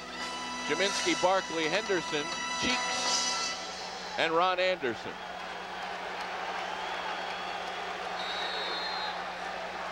54 seconds on the clock. This is Gerald Wilkins, guarded by one of the better defenders on the Sixers team, Gerald Henderson. Ewing rebounds the miss, follows it up, has 2 cracks at it, and with 35 seconds left, the Sixers will have an opportunity to take the lead. Well, the Knicks got 3 good shots there, and the Sixers come away unscathed. Anderson looks for Charles. Barkley has it pounded out of there. 14 seconds left as Wilkins glides and scores. Now with 11 seconds left. 11 seconds left. The Sixers will have the ball as the Sixers also call a timeout. Well, Barkley here looking to draw contact, draw a foul. He gets triple teamed and gets stripped from behind, and a tough play here by Gerald Wilkins as he's all bottled up by Wilkins, help from Cheeks, and he's able to just spin up on the 2 of them and make a very tough shot and avoid the charge as the Sixers take one of their 2 timeouts remaining. Boy, you mentioned the key words, avoid the charge. The body control on the end of that play was something to watch. 106-104, 11 seconds left. Now with 10 seconds left in game 2, the Sixers did not do a very good job of getting a good shot. Well, they wound up getting the ball to Charles Barkley out high. The Knicks sent him to the left. Well, remember the last regular season game here, Charles had the whole right side clear, and Charles Oakley kind of let him go that way and then rode him out and committed a foul. Charles made 2 big free throws. I would think if the Sixers give to Barkley, you would expect the Knicks to send him left again. But you know Charles Barkley's going to get the ball. You know the Knicks are going to double team it. If the Sixers are patient, they could get an open jump shot in pretty good position for Jaminski, Anderson, Cheeks, or Henderson. I don't know. I guess there are some. Let's watch this play again. Charles going right away, not waiting for the double. And Johnny Newman was the guy that came from behind and swatted it right to the waiting arms of Wilkins. And watch this play. Boy, he may have thrown that left shoulder and elbow at Henderson as he spun, but Gerald is a guy that falls down a lot. Makes it even tougher for officials. Sixers will have it at midcourt. Going to look for Barkley out high. Top of the key area above the 3-point line. Need a field goal to send this to overtime, or of course they could win it with a 3, which is not likely. Here's Barkley going to try and drive with it. It goes, but hold it. Hold on, folks. There's lots of time to go.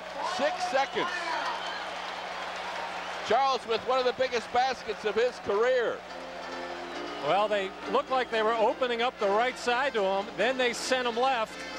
And Patrick Ewing was waiting there, and Charles had to hang in the air and make a very difficult shot here. It didn't go in cleanly. Off the back of the rim and fell in softly.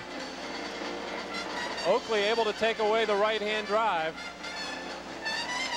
Overall, good defense by the Knicks. Tough shot by Charles, and we're tied at 106. 6 seconds remaining. And the Knicks have used their final timeout. For Barkley, 25 points, 10 rebounds. Overtime would actually be a blessing because the Knicks are in some serious foul trouble.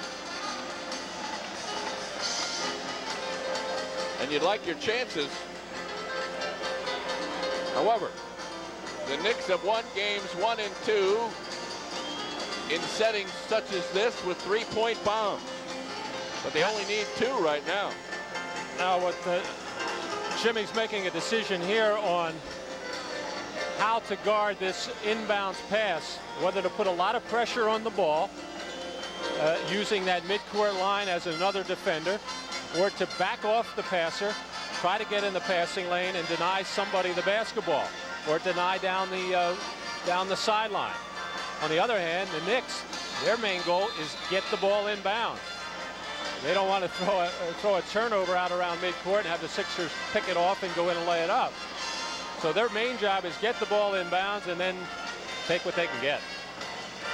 Isn't it amazing how two basketball teams can go at each other over the course now of 3 games, and it basically comes down to the final seconds and who makes the big play.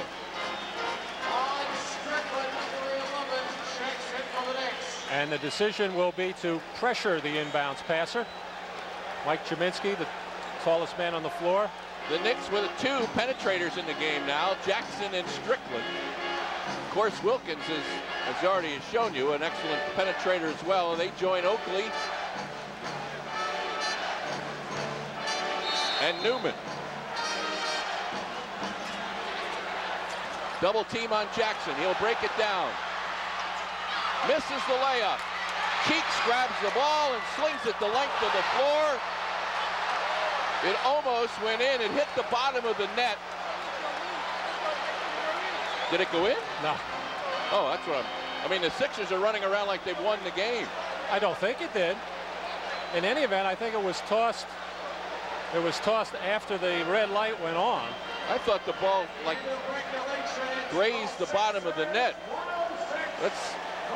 We'll get a better look than anybody in the building right here. A tough inbounds pass. Good pressure by Henderson on Jackson. He's going to go right down the lane. Actually going to get hit by Barkley right there. As I was making the point, he uses that glass so well. I don't know. They put the arm up as if it would be good. The bottom of the net. They still say it grazed the bottom of the net. What do I know from here? Yeah. Bottom of the net. Whew. Now the Sixers are running around, of course, like they've won this thing. We are headed for overtime.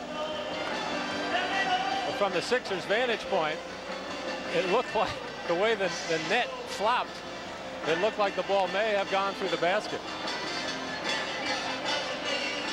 Well, there's still hope for these old eyeballs of mine yet. On we go to overtime, 5 minutes.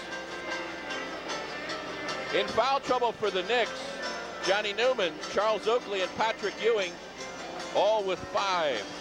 Sixers, 4 fouls on Derek Smith and 4 fouls on Mike Jaminski.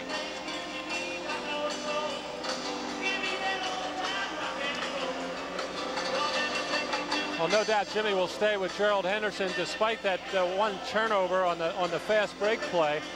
Gerald has done an outstanding job defensively on keeping the ball out of the hands of Gerald Wilkins, and in many cases he is the first option, and what that does is force the Knicks to improvise and do something else. Not that they're not capable of doing that, but it just takes them out of what they want to do initially.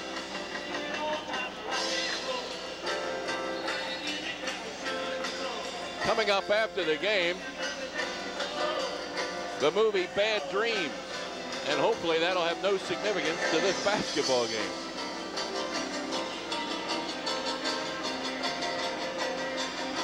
Well, the big game, big play player Mark Jackson had the opportunity, took it strong to the basket in the area that he likes to shoot it from, off the glass on the right side. Didn't get it down, and the Sixers dodge a bullet and get a reprieve in 5 minutes of overtime. And the mayhem continues. If you're the Knicks, you would have to be very pleased with the shot that Jackson was able to get. But maybe the fortunes of this series are changing. Let's hope so. Barkley now to jump with Ewing. A breakaway for Wilkins. And that's the one thing you don't care. Well, you do care if you get the tap in this situation, but you don't want to lose the tap and give a layup to start the 5-minute overtime period. Well, there was a chance where, or an opportunity rather, where Charles was the jumper, which is rare, and Sixers just not properly set up.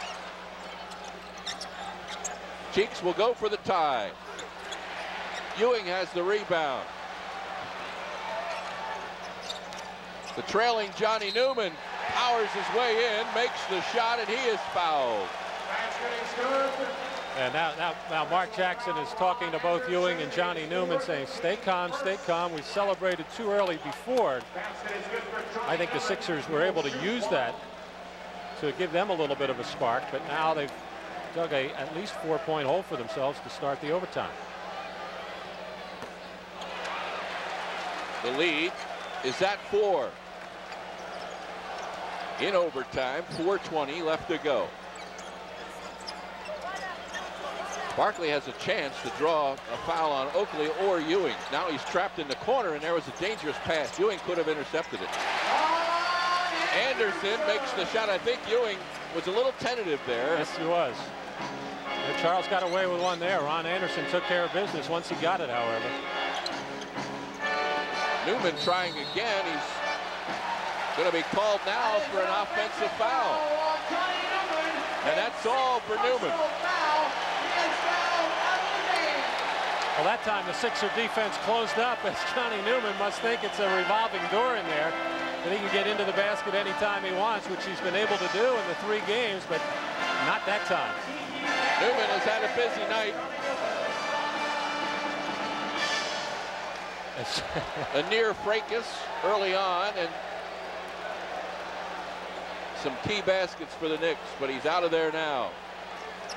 Replaced by Vandeweghe. Barkley to tie it.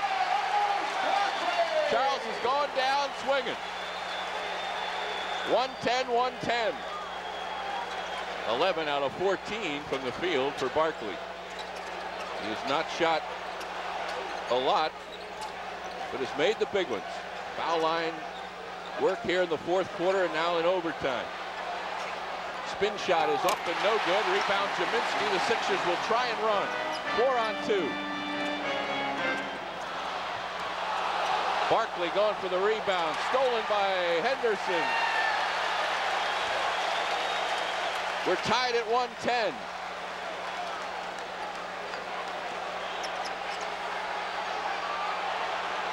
Barkley trying to put a move on. Now here's the double team. Sixers have to do something here as the clock starts to work against them. Rebound. Grabbed by Cheeks and kept alive. To Barkley. Well, good work there by the Sixers.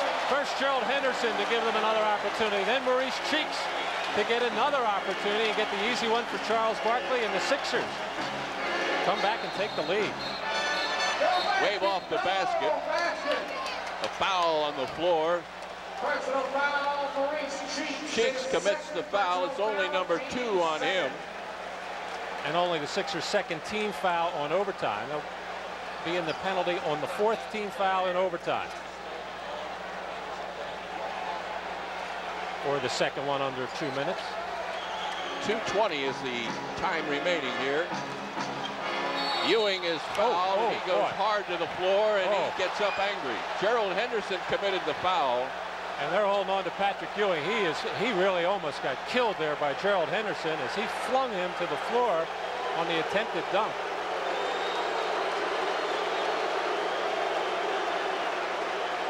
Well, that was a scary play there as Patrick Ewing's 2 feet were pointing north and his head pointing south. No, that says it all. And Ewing wants to say a little more. Good play here by Charles to grab on and hold tight.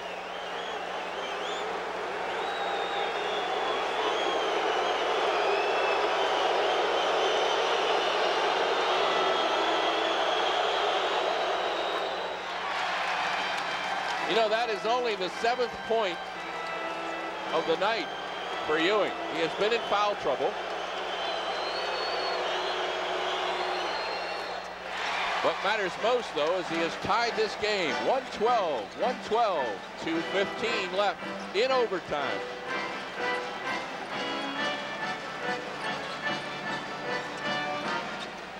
Anderson. Barkley keeps it alive. 2 minutes remaining in the first overtime. Now the Sixers have been getting those 2nd and 3rd opportunities, which are crucial at this juncture. And a crucial timeout is the call. Comes with 1:56 to play. We're deadlocked at 112. And we'll be back after this.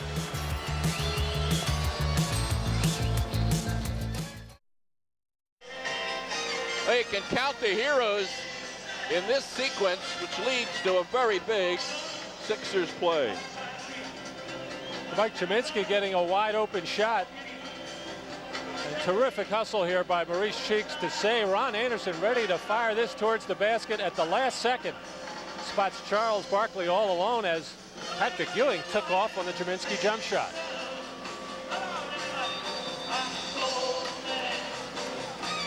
.112. Sixers will have the ball. Tucker into the ball game. Actually the Knicks' best man-to-man defensive player. Kiki Vanderway, one of the poorest individual defenders in the league. I was wondering how you're going to get out of that. There's no way of getting around it. It's true. He'd probably be the first one to admit it.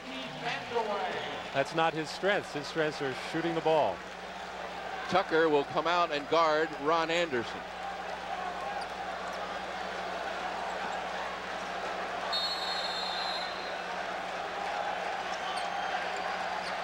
Still lots of time. There is Anderson. Tucker comes right out on him. One-on-one. Poked away. That was actually Wilkins that made the steal in a switch. Jackson throws it up. Out of bounds it goes. Yeah, good call. And not a good decision or selection on the part of Mark Jackson there, as he was going to try to force it, pulled it back, and then forced anyways. He just flipped it up towards the rim. To his credit, Bruce Alexander looked for help, got it immediately from Tommy Nunez. There's another bullet dodge by the Sixers.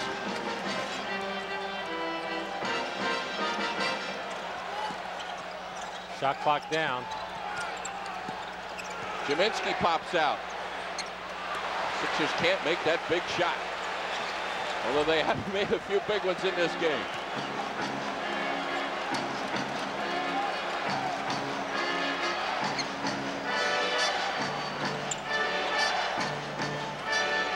Ooh, Tucker left alone, and he nails it.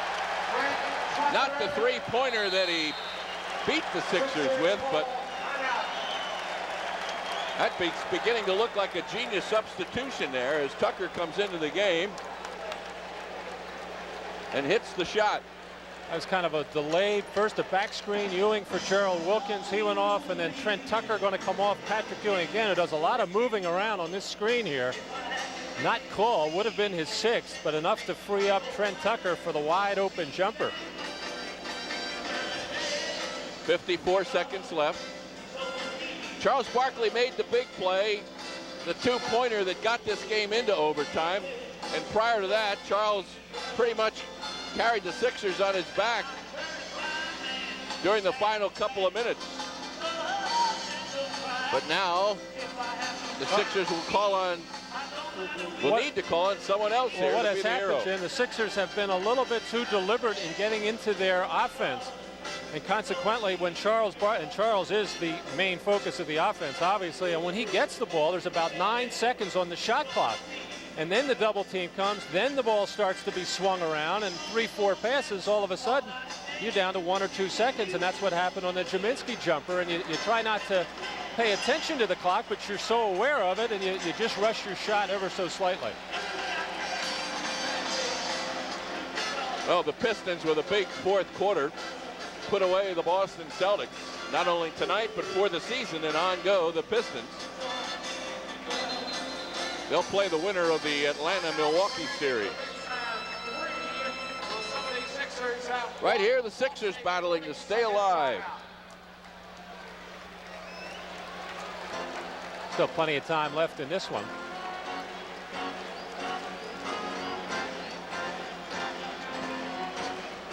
The Knicks have made 3 out of 4 from the field in overtime. The Sixers 3 out of 8. I say plenty of time, 50 seconds, but that's an eternity in these games. Barkley has Oakley backing up and staggering. Ooh, nearly thrown away. That would have been a steal for Wilkins. Three-point attempt is good. Gerald Henderson. He didn't even bat an eye on that play. 30 seconds. Uh-oh. Oakley, that's a 2. Who's got the ball? Got a loose ball foul, going to go against the Knicks with 22 seconds left.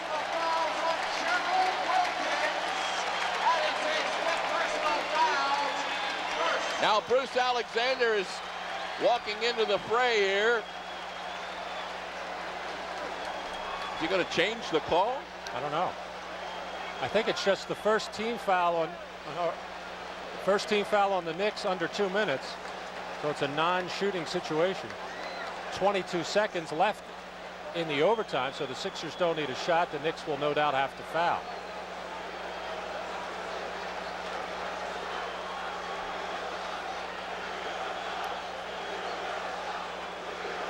I don't know if they're discussing, I don't know what they're discussing, to be honest with you, as to who the foul was on, I guess.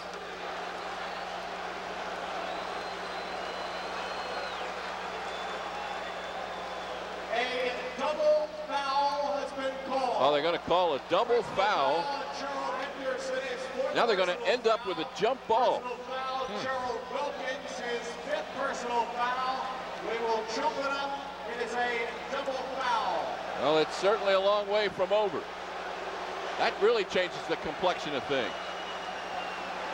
The 2 designated centers will jump. Barkley and Ewing.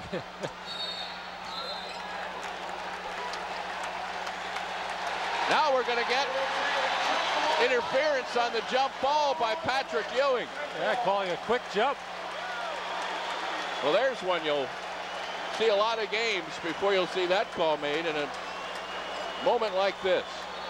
Sixers will be fouled here by somebody. They do not have to shoot the ball. I don't know if the Knicks know it. They're certainly not acting like it. Now there's a foul taken by Tucker. He takes it on who could be the hero of the night. Charles Barkley, I think, telling Maurice Cheeks he should have kept the ball to go to the foul line. And I think Maurice telling him, Charles, we should have kept the ball moving so it would be hard to foul anybody. Gerald is 2 out of 4 so far. But he's also 1 out of 1 from three-point land, and wow. We remain caught up in frenzy here. In the stands, on the floor. Yeah, there's all kinds of battles going on. The Knicks call time, 12 seconds left. The Knicks call timeout. Henderson missing a pair. As he did earlier. But the big three-point shot to give the Sixers a 1-point lead with 12 seconds to go. And Gerald Henderson knocked that down, so that's what they can hang their hat on at this point. There even might be some question as to whether it was a three-point shot.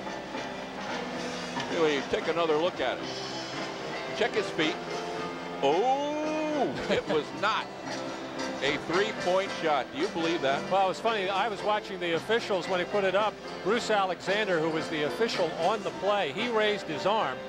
Tommy Nunez, who was away from the play and had the same view that the camera had, he had his hand down for a two-point shot. But when he saw Bruce Alexander's arm go up in the made three-point shot signal, he co-signed it. He went right along with it. But we obviously saw that Gerald was over the line. What would a Knicks-Sixer game be now without all kinds of dilemmas, controversy, and of course some spectacular play to go along with it? Well, the last time the Knicks were in this situation, they wanted to get the ball to Mark Jackson, which they did. He penetrated down the lane and missed his pet little shot. No reason to believe the Knicks won't try the same thing. They'll have the ball at half court, plenty of time. Somehow, I guess they'll have Charles Oakley bring it in. You get the feeling if he ever caught it on the floor, he might just throw it towards the basket. He just put up a terrible shot, which resulted in the double foul. And Knicks were guilty of a jump ball violation as Patrick Ewing tried to quick jump on Charles Barkley. When you think of what has transpired here in the last minute or so, a three-point shot that really wasn't, a double foul, an illegal jump ball, what's next?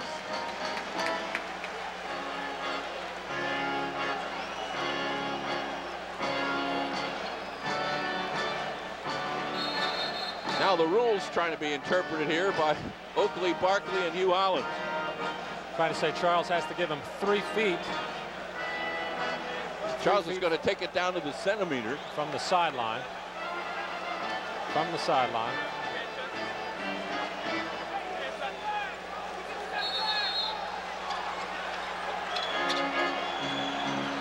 And the Knicks are going to check things out and reload.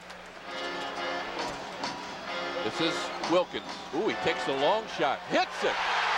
6 seconds left to Barkley. Off the glass. Rebound and season. Rebound Ewing. And the New York Knicks have won the first round of the playoff series in 3 consecutive games. The happy Knicks, the dejection of Charles Barkley,